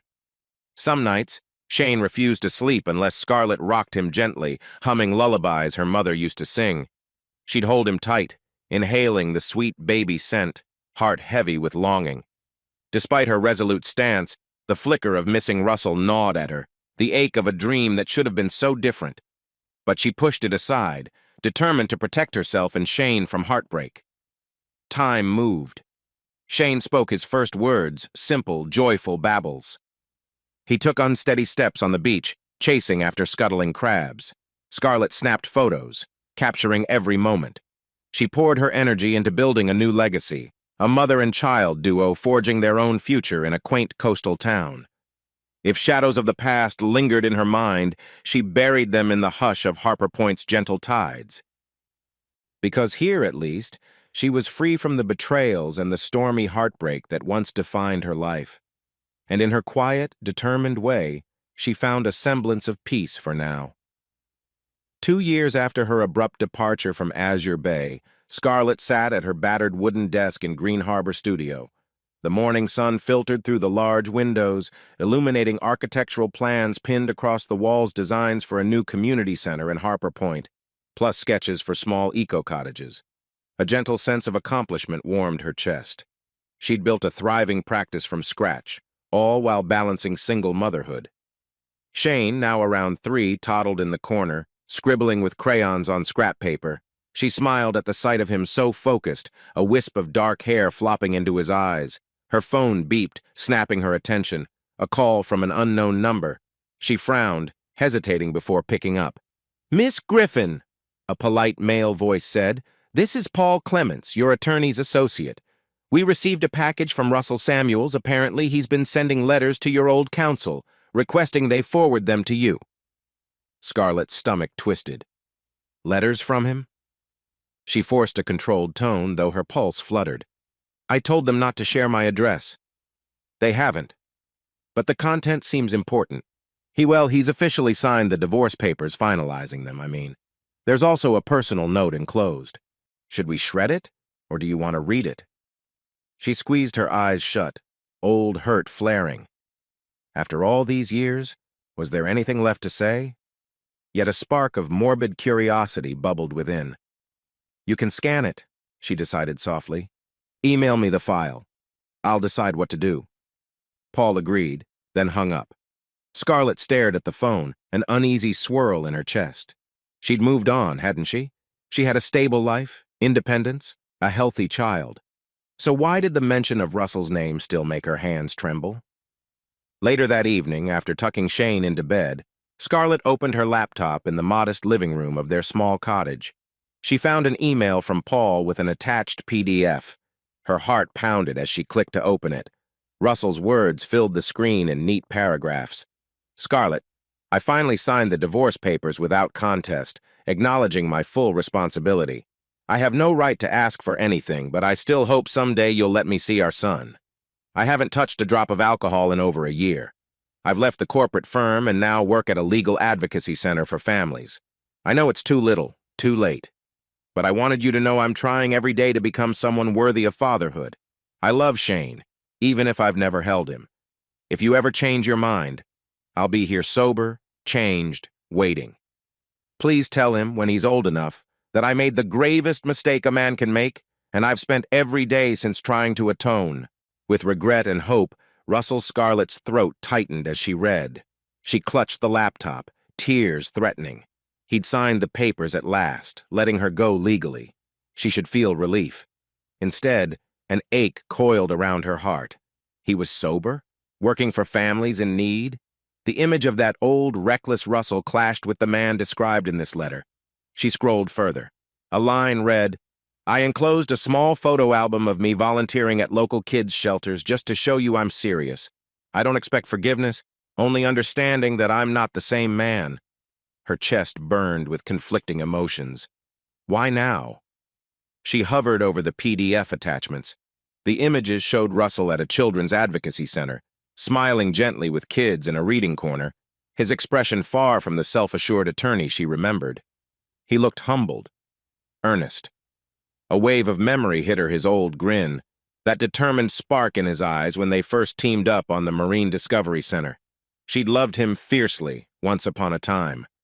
She forced herself to inhale, shutting the laptop. She couldn't open that door, not after everything. Reese Davenport noticed her unsettled mood the next day at the studio. They were reviewing sketches for a new ecolodge near the coastline. Reese set down a blueprint, brow furrowed. "Hey, you okay? You're zoning out." Scarlett mustered a half-smile. "Got a letter from Russell." "He says he's changed." She gave a small shrug. "I'm just dealing." Reese's eyes flickered with concern. "And how do you feel about it?" She let out a shaky sigh. "I don't know. Part of me is furious he'd waltz back into my life, even if just on paper. Another part wonders if it's true, if maybe Shane deserves to know his father someday." Reese gentled his voice. "From everything we've heard, he's been sober, volunteering, trying to salvage his dignity. But it's your call. You do what's best for you and Shane." Scarlett nodded, swallowing the knot in her throat. She recalled the gut-wrenching betrayal, the lonely childbirth, the heartbreak. "I'm not ready," she said finally. "I can't just pretend we can fix everything. Shane's stable now, and I won't risk that." Reese squeezed her shoulder. "Understood." So she typed a curt response back to her attorney. "Acknowledge receipt. No further action needed. Tell Russell I have nothing to say right now." Days turned into weeks, but the letter lingered in her thoughts. Late at night, when the house was quiet, she'd stand by Shane's crib, watching his peaceful slumber. He had those telltale Samuel's eyes. If Russell truly changed, would it be fair to deny father and son the chance to meet? Yet the scars remained. She couldn't forget the storm, the phone calls, the night she delivered Shane alone. The memory still stung like a reopened wound. She refused to respond to Russell's letter, refused to show weakness.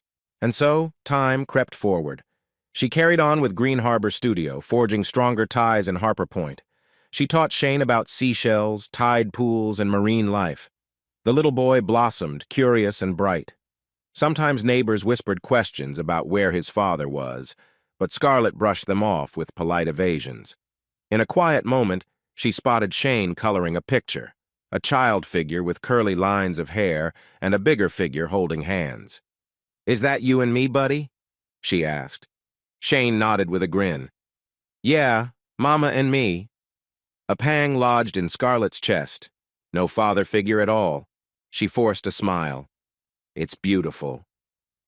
That night, while rechecking emails, she found another brief message from Russell's lawyer, no personal note attached, just a confirmation that the divorce was finalized, the final legal severance. She sank onto the couch, burying her face in her hands. She'd gotten exactly what she wanted, so why did it feel so hollow? Brushing tears aside, Scarlett whispered to herself, "We're free." She glanced at a small family photo on the mantel, just her and Shane, taken by Sarah. She cradled that image, determined to focus on the life she'd built. The father was a ghost they didn't need to resurrect, but deep down, she felt the tug of unresolved threads. Some part of her recognized that Shane might one day long to meet Russell, especially if he discovered the father who apparently changed his entire life for the sake of redemption. For now, though, she kept the door firmly shut, guarded by the painful lessons of the past. 5 years since Scarlett fled Azure Bay. 5 years in which Shane grew from a wobbly toddler into a bright, active boy on the verge of 6. And 5 years in which Russell Samuels, quietly and without fanfare, rebuilt his reputation and soul. Harper Point had become an unassuming haven for Scarlett and Shane. The little boy now attended a small local kindergarten. Mornings saw Scarlett dropping him off with a packed lunch, exchanging smiles with other parents. Then she'd dive into project meetings at Green Harbor Studio, her established firm employing a small but dedicated team. She rarely thought of Azure Bay anymore, or so she told herself. Then came an unexpected call. A major environmental organization wanted to sponsor a new marine eco-education complex back in Azure Bay, a spin-off from the original Marine Discovery Center. Her name had been recommended, along with her team at Green Harbor Studio. They wanted her design expertise and vision. Scarlett's stomach churned reading the request. Azure Bay was the place she'd once called home, the city she'd left behind with heartbreak. Could she go back, even in a professional capacity, after all the anguish? But the project was a dream job, massive scope, guaranteed funding, the chance to create a second landmark. She weighed the pros and cons, thinking of Shane's future. This contract could secure him a comfortable life. At length, she said yes, ignoring the twisting in her gut. She told herself it was purely business, no personal entanglements. She'd handle it with the same cool efficiency she'd mustered these past years.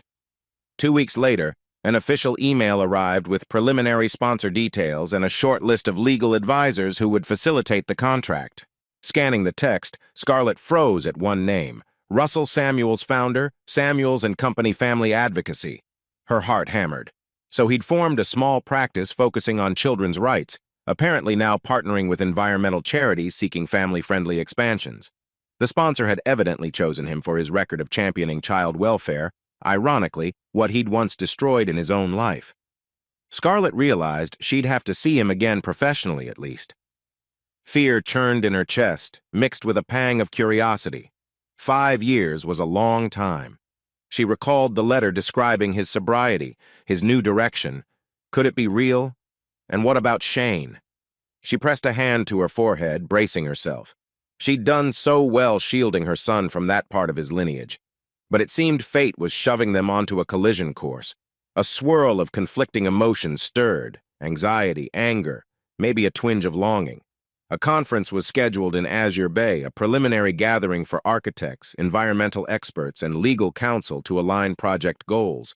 Scarlett was formally invited as the lead designer. Russell would be there as the family-friendly legal consultant. The date was set 2 months out, a ticking clock looming on her mental horizon. That evening, after Shane drifted to sleep, Scarlett stepped outside onto the cottage's small backyard deck. The ocean breeze ruffled her hair, starlight dancing across gentle waves. She gazed at the horizon, grappling with the realization that she was about to face the man she'd once loved more than life itself, the same man who'd shattered her trust. The father of her child who had never even held him. Green Harbor Studios staff, excited by the scale of the new project, asked if she was okay with traveling. She mustered a confident front, giving them a brisk nod. "It's just business," she said, voice steady. "No big deal."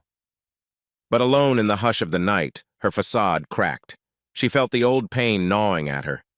She recalled Russell's letter describing his transformation. Could people truly change that much? Did she even want him to have changed, or did she prefer holding on to anger? One thing was certain. She wouldn't let him blindside her. She was older, stronger. She had Shane to protect. If Russell tried to claim fatherly rights, she'd fight it unless he truly had become someone better. The thought unsettled her. Sarah called to confirm she'd heard the news from mutual contacts in Azure Bay.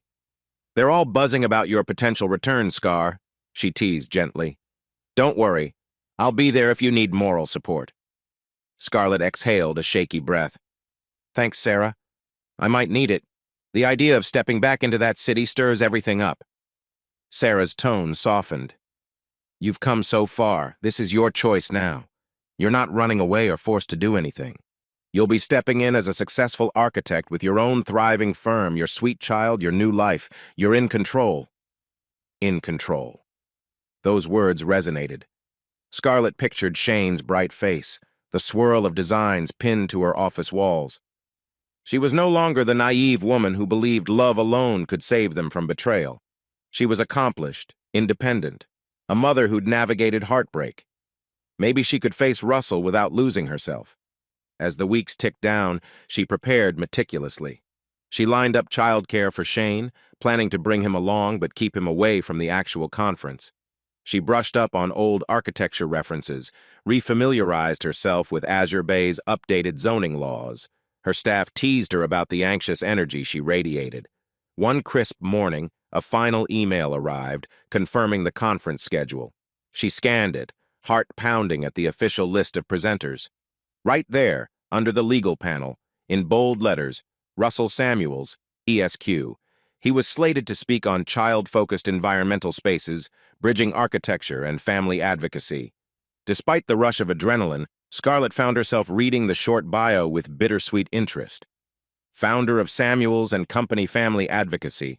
Russell Samuels has dedicated the past 4 years to supporting families and children in need, championing accessible community facilities. It painted him as philanthropic, dedicated so different from the man she'd left. She closed the laptop, pressing trembling fingers against her temples. 5 years was a long time indeed. Enough to build a life in Harper Point, to watch Shane grow. Enough, perhaps, for Russell to reconstruct himself from the rubble. Soon, she told herself, she would see him face to face, and she refused to be unprepared. The next time they crossed paths, she'd hold her head high, armed with the knowledge of who she was now. A mother, an architect, a woman who refused to be broken twice. As the evening sun dipped below the horizon, painting the sea in lavender and gold, Scarlett gazed out at the water and felt the tug of fate. No matter how far she'd run, Azure Bay beckoned once more along with the ghosts and the possibilities she'd tried so hard to bury. A brisk autumn wind swept across Azure Bay, ruffling the banners strung up outside the lofty convention center. In large block letters, the banner read, Sustainable Design and Community Advocacy Conference. Architects, environmental experts, and legal counselors from all over the region bustled in and out of the glass-fronted building, their voices mingling in excited chatter. Scarlett Griffin, now in her mid-30s, clutched a sleek black portfolio as she navigated the crowded lobby. She wore a tailored olive-green blazer over a simple blouse, her auburn hair coiled in a low bun. Though her posture was poised, her heart hammered a steady pulse of anxiety. Coming back to Azure Bay felt surreal, especially because she knew who else would be here. Miss Griffin? An event coordinator greeted her with a polite smile. We're thrilled to have you speaking today. The main auditorium is down the hall to your left. Your panel starts in 30 minutes. Scarlett nodded, forcing a smile in return. Thank you. She scanned the milling attendees, half expecting to see the face that had once dominated her life. But all she glimpsed were strangers, or half-familiar colleagues from her old city. She breathed out slowly, reminding herself she was here as a professional. She'd handle her session, talk about the new eco-education complex, then slip away. Inside the auditorium, seats filled with architecture enthusiasts, local activists, city officials. The stage was set with a podium flanked by images of concept art for proposed community facilities. Lights overhead cast a bright glow against the modern backdrop. Scarlett's name was announced, lead architect of Green Harbor Studio, Miss Scarlett Griffin, known for her eco-friendly designs along the coast.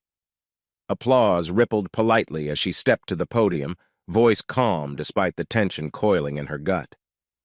She spoke about harnessing natural light, the importance of low-impact building materials, the concept of bridging marine awareness with communal spaces. The crowd seemed captivated. At the final slide, she cleared her throat. I believe we have a responsibility, she said firmly, to design not just for aesthetics, but for the well-being of families, particularly children who inherit the world we shape. Thank you for listening. A robust applause followed. As Scarlett stepped back, she felt a wave of relief until the moderator's voice chimed in, Our next speaker is a legal consultant focusing on children's rights and sustainable developments. Ladies and gentlemen, please welcome Russell Samuels from Samuels and Company Family Advocacy. Scarlett's heart jolted. She glanced off stage, and there he was. Russell walked under the bright lights, wearing a charcoal suit, hair lightly threaded with silver at the temples. His once confident stride carried a tempered humility, shoulders squared but lacking the old arrogance she remembered. A hush seemed to settle in her ears as he approached the podium. He cast a quick glance in her direction, an almost imperceptible flicker of emotion crossing his face. Then he faced the audience, clearing his throat. Good afternoon, he began, voice calm but warm. I'm honored to be part of this panel. My focus is on how we can structure legal frameworks that ensure every environmental project prioritizes child welfare, especially in spaces that shape community learning. Scarlett exhaled slowly, returning to a seat at the side of the stage. She listened, her mind a swirl of disbelief at how different he sounded. Gone was the slick corporate tone. His words carried sincerity, peppered with references to volunteering experiences, the importance of second chances for children in struggling families. He never once looked her way until he finished. Then, stepping back from the microphone, their gazes locked for a breathless second. She saw regret and something else, hope, perhaps glimmering in his eyes before he quickly moved aside. The session ended with polite applause. As the crowd filtered out, the moderator invited both Scarlett and Russell to remain on stage for a brief conda. The audience threw questions about design specifications, legal compliance, combined strategies for building child-friendly features. Scarlett answered the design aspects. Russell calmly addressed the legal side. They didn't overlap in speech, but their synergy felt oddly natural, like the old days at the Marine Discovery Center, minus the personal baggage. Afterwards, while other panelists mingled with the crowd, Scarlett tried to slip away, but a gentle hand touched her elbow. Russell, standing just behind her, voice low. "Scarlett." Her pulse fluttered.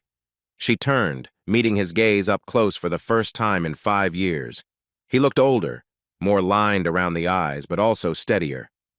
"Russell," she managed, forcing even composure. He swallowed, clearly struggling to find the right words. "Thank you for your presentation. Your work is incredible." A tight smile tugged at her lips.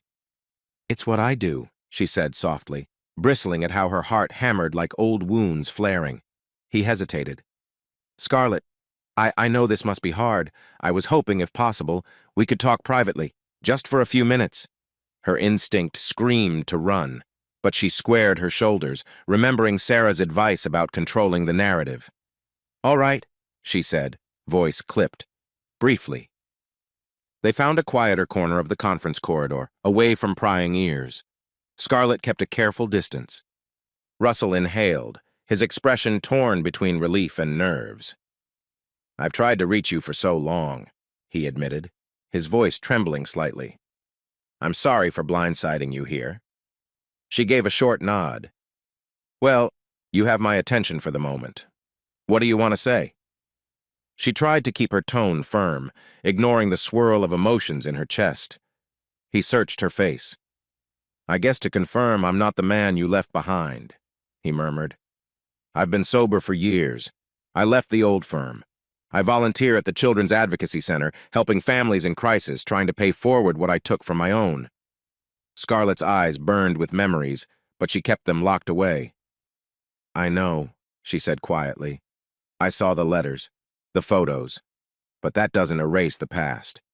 He nodded, voice raw. "I understand. I'm not expecting forgiveness overnight, but—" He paused, eyes flickering with longing. "How is Shane?" She tensed. The name from his lips felt both rightful and alien. "He's fine. Growing, healthy, smart." She pressed her lips together. "We have a good life in Harper Point." A flicker of a sad smile touched his face. "That's good. I'm relieved to hear it." He swallowed. "Scarlett, I won't push you, but if there's ever a way for me to see him—" She held up a hand, heart pounding. "Don't. I'm not ready for that conversation." The old hurt roiled inside her, an echo of childbirth alone, heartbreak in the hospital. "I only agreed to talk because we're both professionals on this project. That's it." Something flickered in his eyes, pain, acceptance. "All right," he whispered. "I respect that. I won't force anything." A tension-laden silence stretched between them. The overhead lights hummed, and distant footsteps echoed down the hall. Scarlett's chest felt tight. Part of her wanted to lash out, to demand how he dared act so reformed. Another part just wanted to run. Instead, she took a measured breath, reminding herself she had the power now. "This project will coordinate strictly on professional terms," she said. "No personal baggage. Understood?" He nodded, forcing a subdued smile. "Understood. I promise to keep things professional. I just thank you for letting me say a few words." Her jaw clenched. "I have to go. My team's waiting." She turned on her heel, ignoring the pang in her chest. She didn't look back to see his reaction. As she stepped outside into the bright sunshine, a gust of wind tossed her hair. She inhaled, trembling. Their first face-to-face after so long it was done. She'd stayed strong, not letting old emotions drown her. Perhaps that was enough for now. Yet deep inside she sensed a ripple. a hint that no matter how many walls she built, Russell's transformation might eventually force her to see him in a different light, and that possibility both terrified and intrigued her.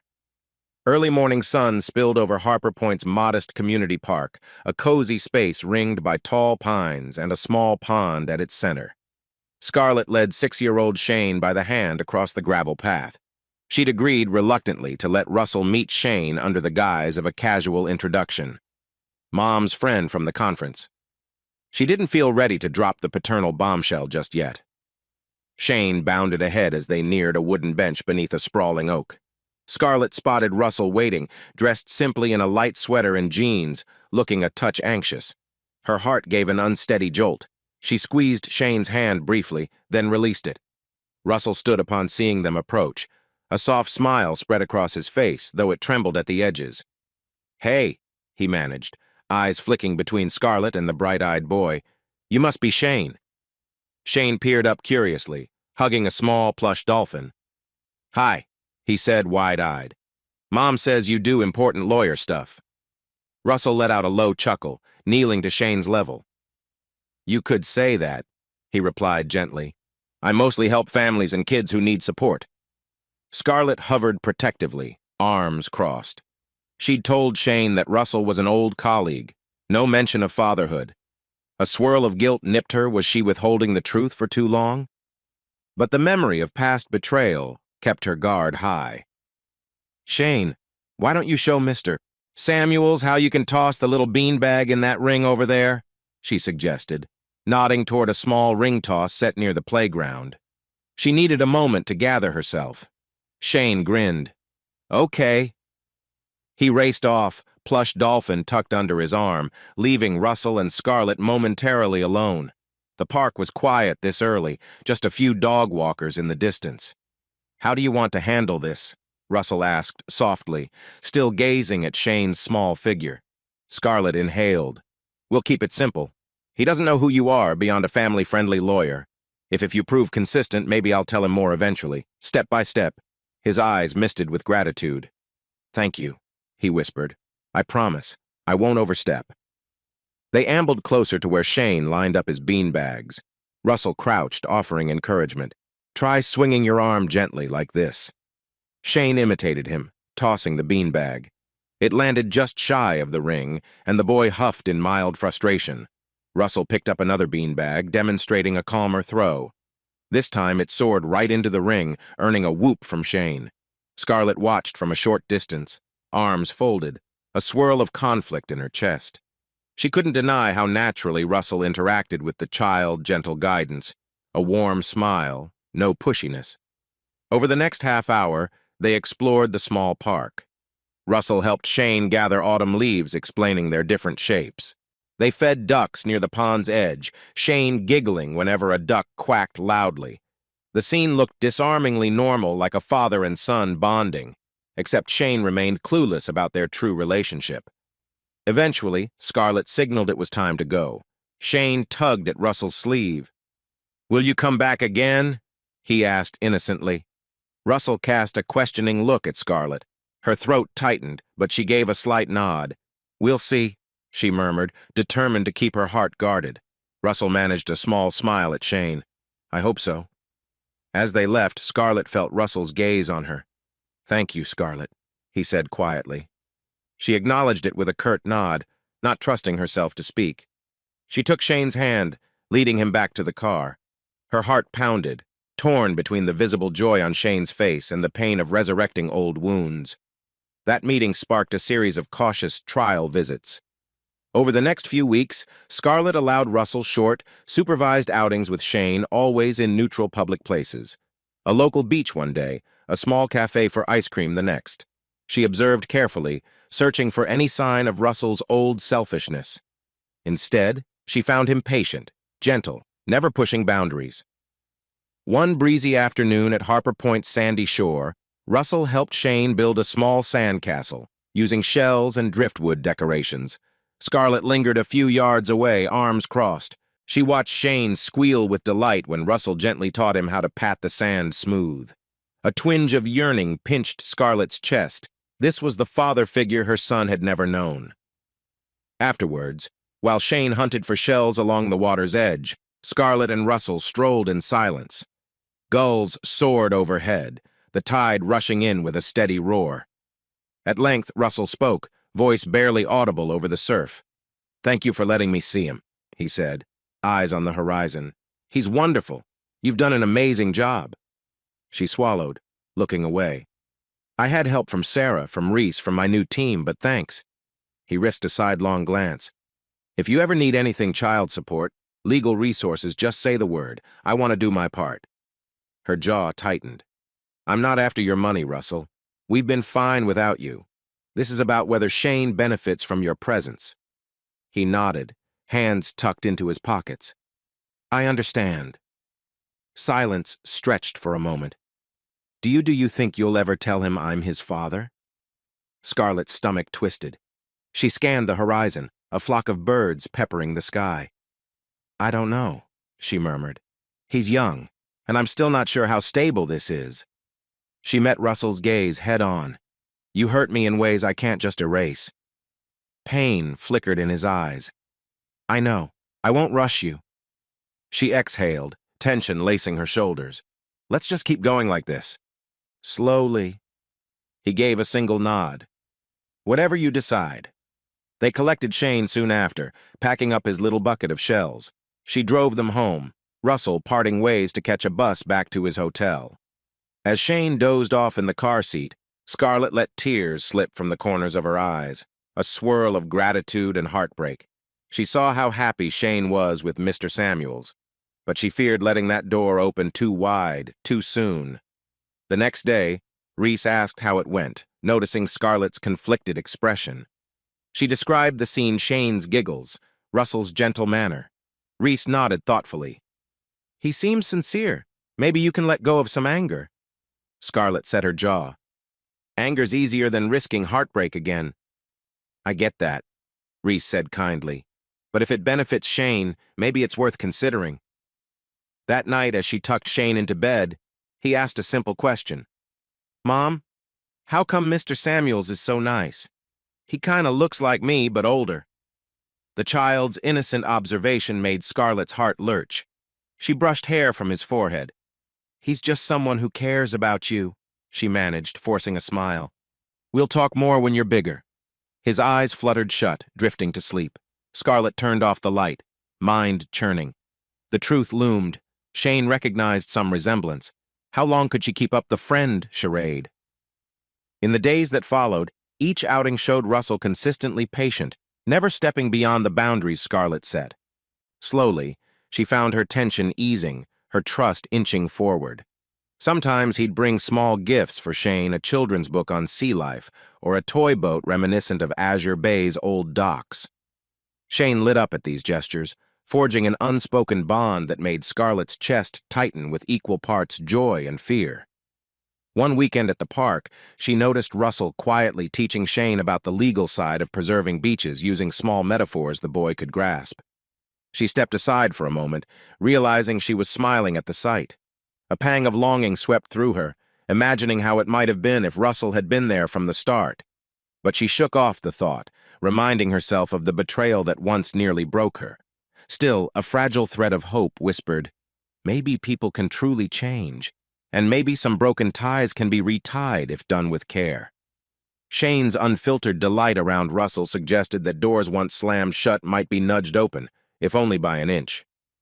Late autumn brought cooler winds to Harper Point, turning the leaves a brittle gold along the coastal roads. Scarlett found herself juggling the new eco-education complex project with motherly duties and occasional play dates for Shane with Russell. The tension that once coiled inside her loosened slightly each time Russell proved reliable, but life had its way of testing progress. One evening, Sarah Collins called, voice tight with worry. "Scarlett, I had a dizzy spell, nearly collapsed. The doctor's running tests. Could you come?" Alarmed, Scarlett arranged for a quick caretaker for Shane, a neighborly retiree, and rushed to the small Harper Point clinic.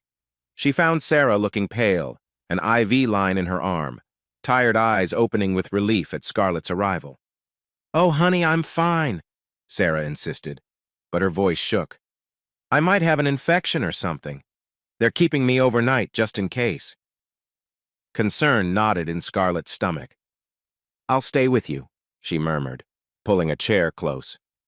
She noticed how drained Sarah looked, like all her usual vigor had been sapped. As the night wore on, Sarah's condition wavered. She developed a fever, drifting in and out of restless sleep. The nurse mentioned possible complications, maybe pneumonia or a stubborn virus. Scarlett stayed by her side, fretful, ignoring her own exhaustion.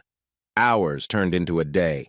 Scarlett needed help juggling Shane's schedule, someone to pick him up from preschool, feed him dinner.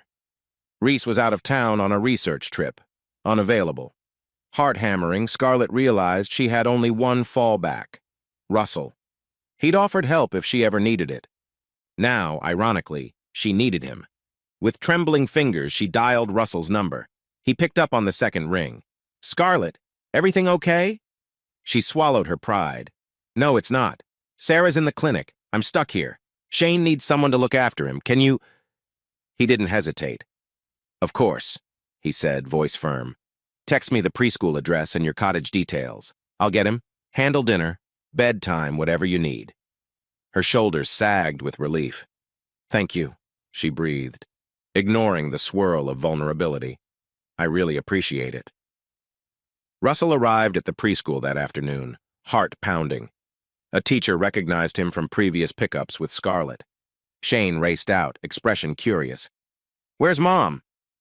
Russell knelt to the boy's level, forcing a reassuring smile. "She's at the clinic with Miss Sarah. She asked me to pick you up, okay?" Shane's brows knit. "Is Miss Sarah sick?"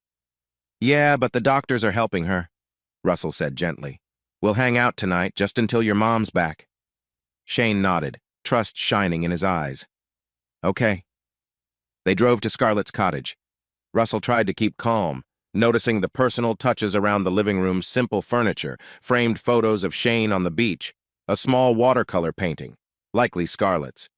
Everything felt warm and lived in, a stark contrast to the lonely penthouse he once occupied. He made Shane a grilled cheese sandwich, something quick and comforting. The boy chattered about school, shapes he learned, a craft project. Russell listened intently, heart twisting with both joy and sorrow that he'd missed so many years. Bath time followed.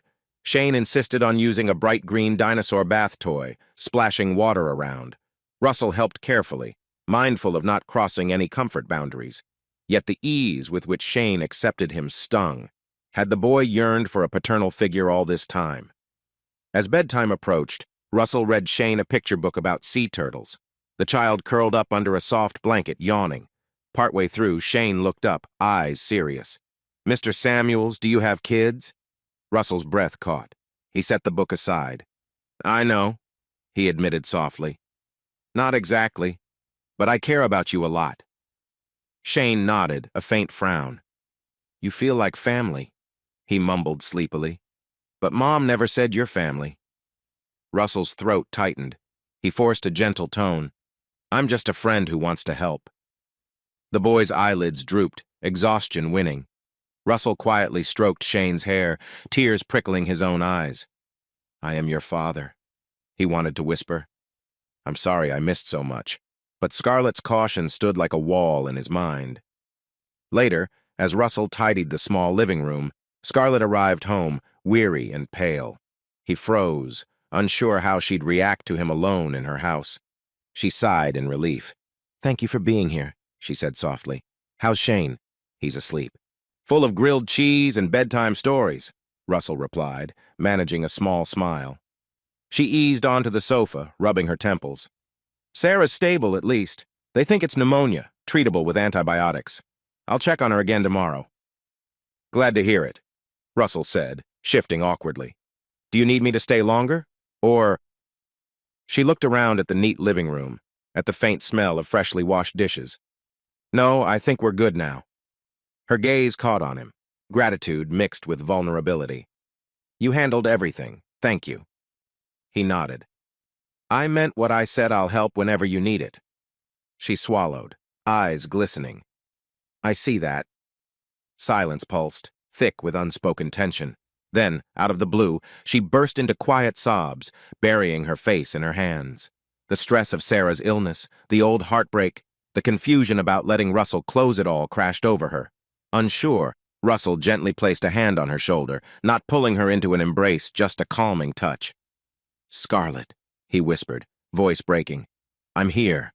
She cried for a moment, raw sobs that shook her slender frame. Then gradually she composed herself. "I'm sorry," she muttered, wiping at tears. I haven't had time to breathe. And you've changed so much, it's confusing.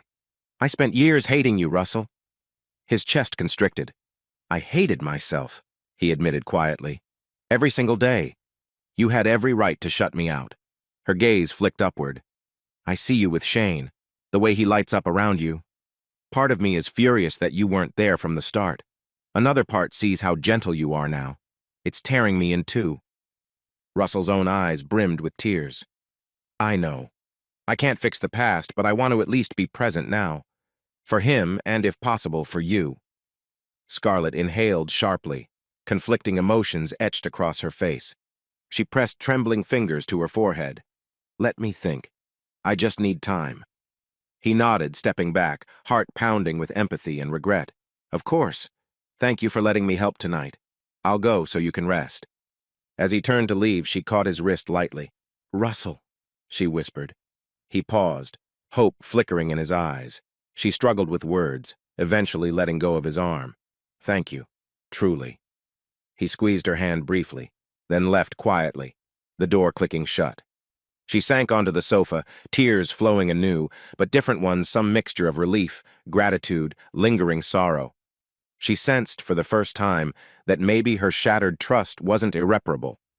Russell's consistent kindness toward Shane, his unwavering support, began to chip away at her hardened walls.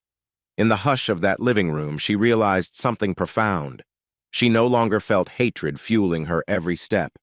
She felt the stirring of cautious forgiveness, fragile, delicate, but undeniable. And while she wasn't ready to hand him her heart, she couldn't deny the truth. Russell Samuels was no longer the reckless man who betrayed her. He might just be the man determined to spend a lifetime making amends. Spring arrived with a gentle warmth, melting away Harper Point's winter chill. Scarlett walked hand in hand with Shane, now 7, across a newly cleared construction site in Azure Bay, the very site for the eco-education complex she'd been contracted to design.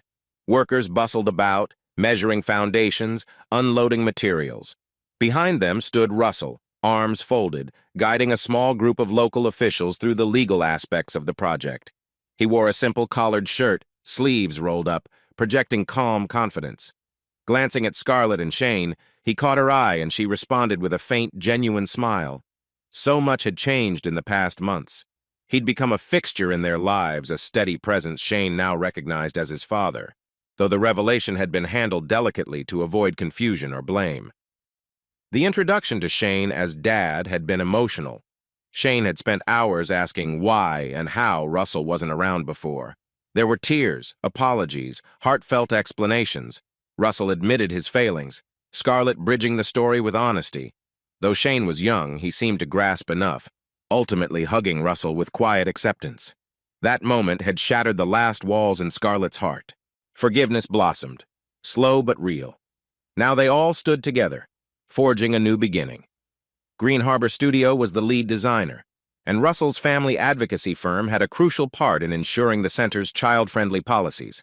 The city's press had eaten up the story. Estranged couple reunites for a groundbreaking eco-project, spotlighting a remarkable personal redemption.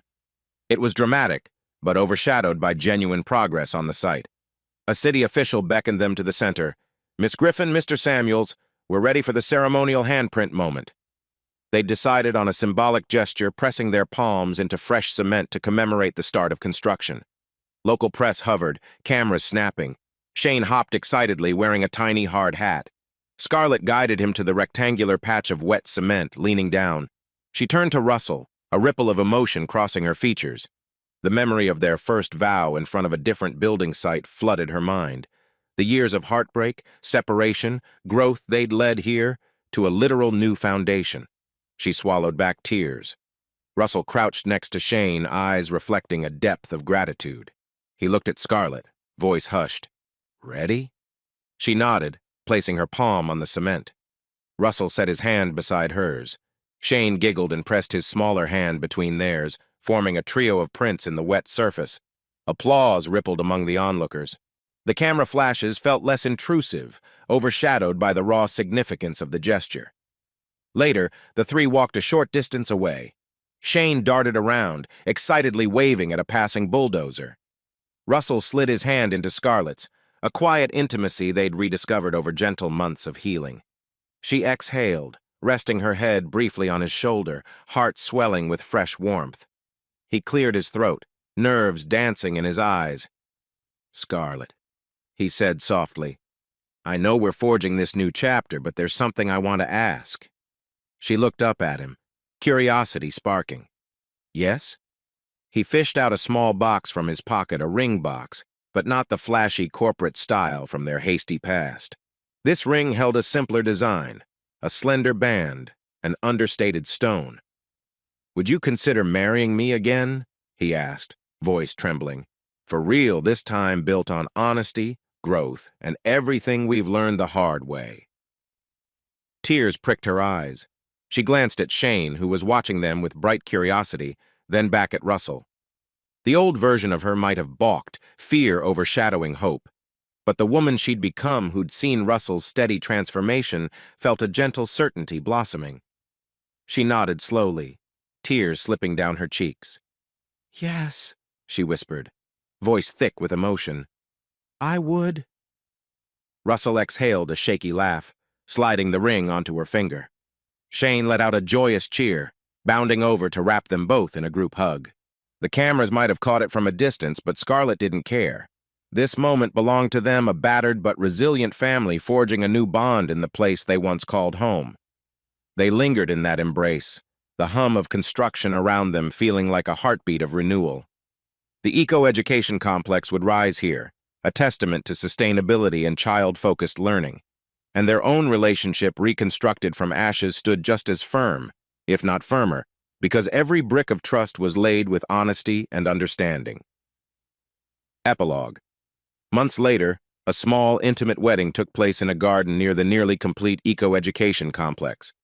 Scarlett wore a flowing cream dress trimmed with eco-friendly lace, Russell in a simple gray suit that matched the silver at his temples. Sarah officiated with tears of pride in her eyes, fully recovered and brimming with joy.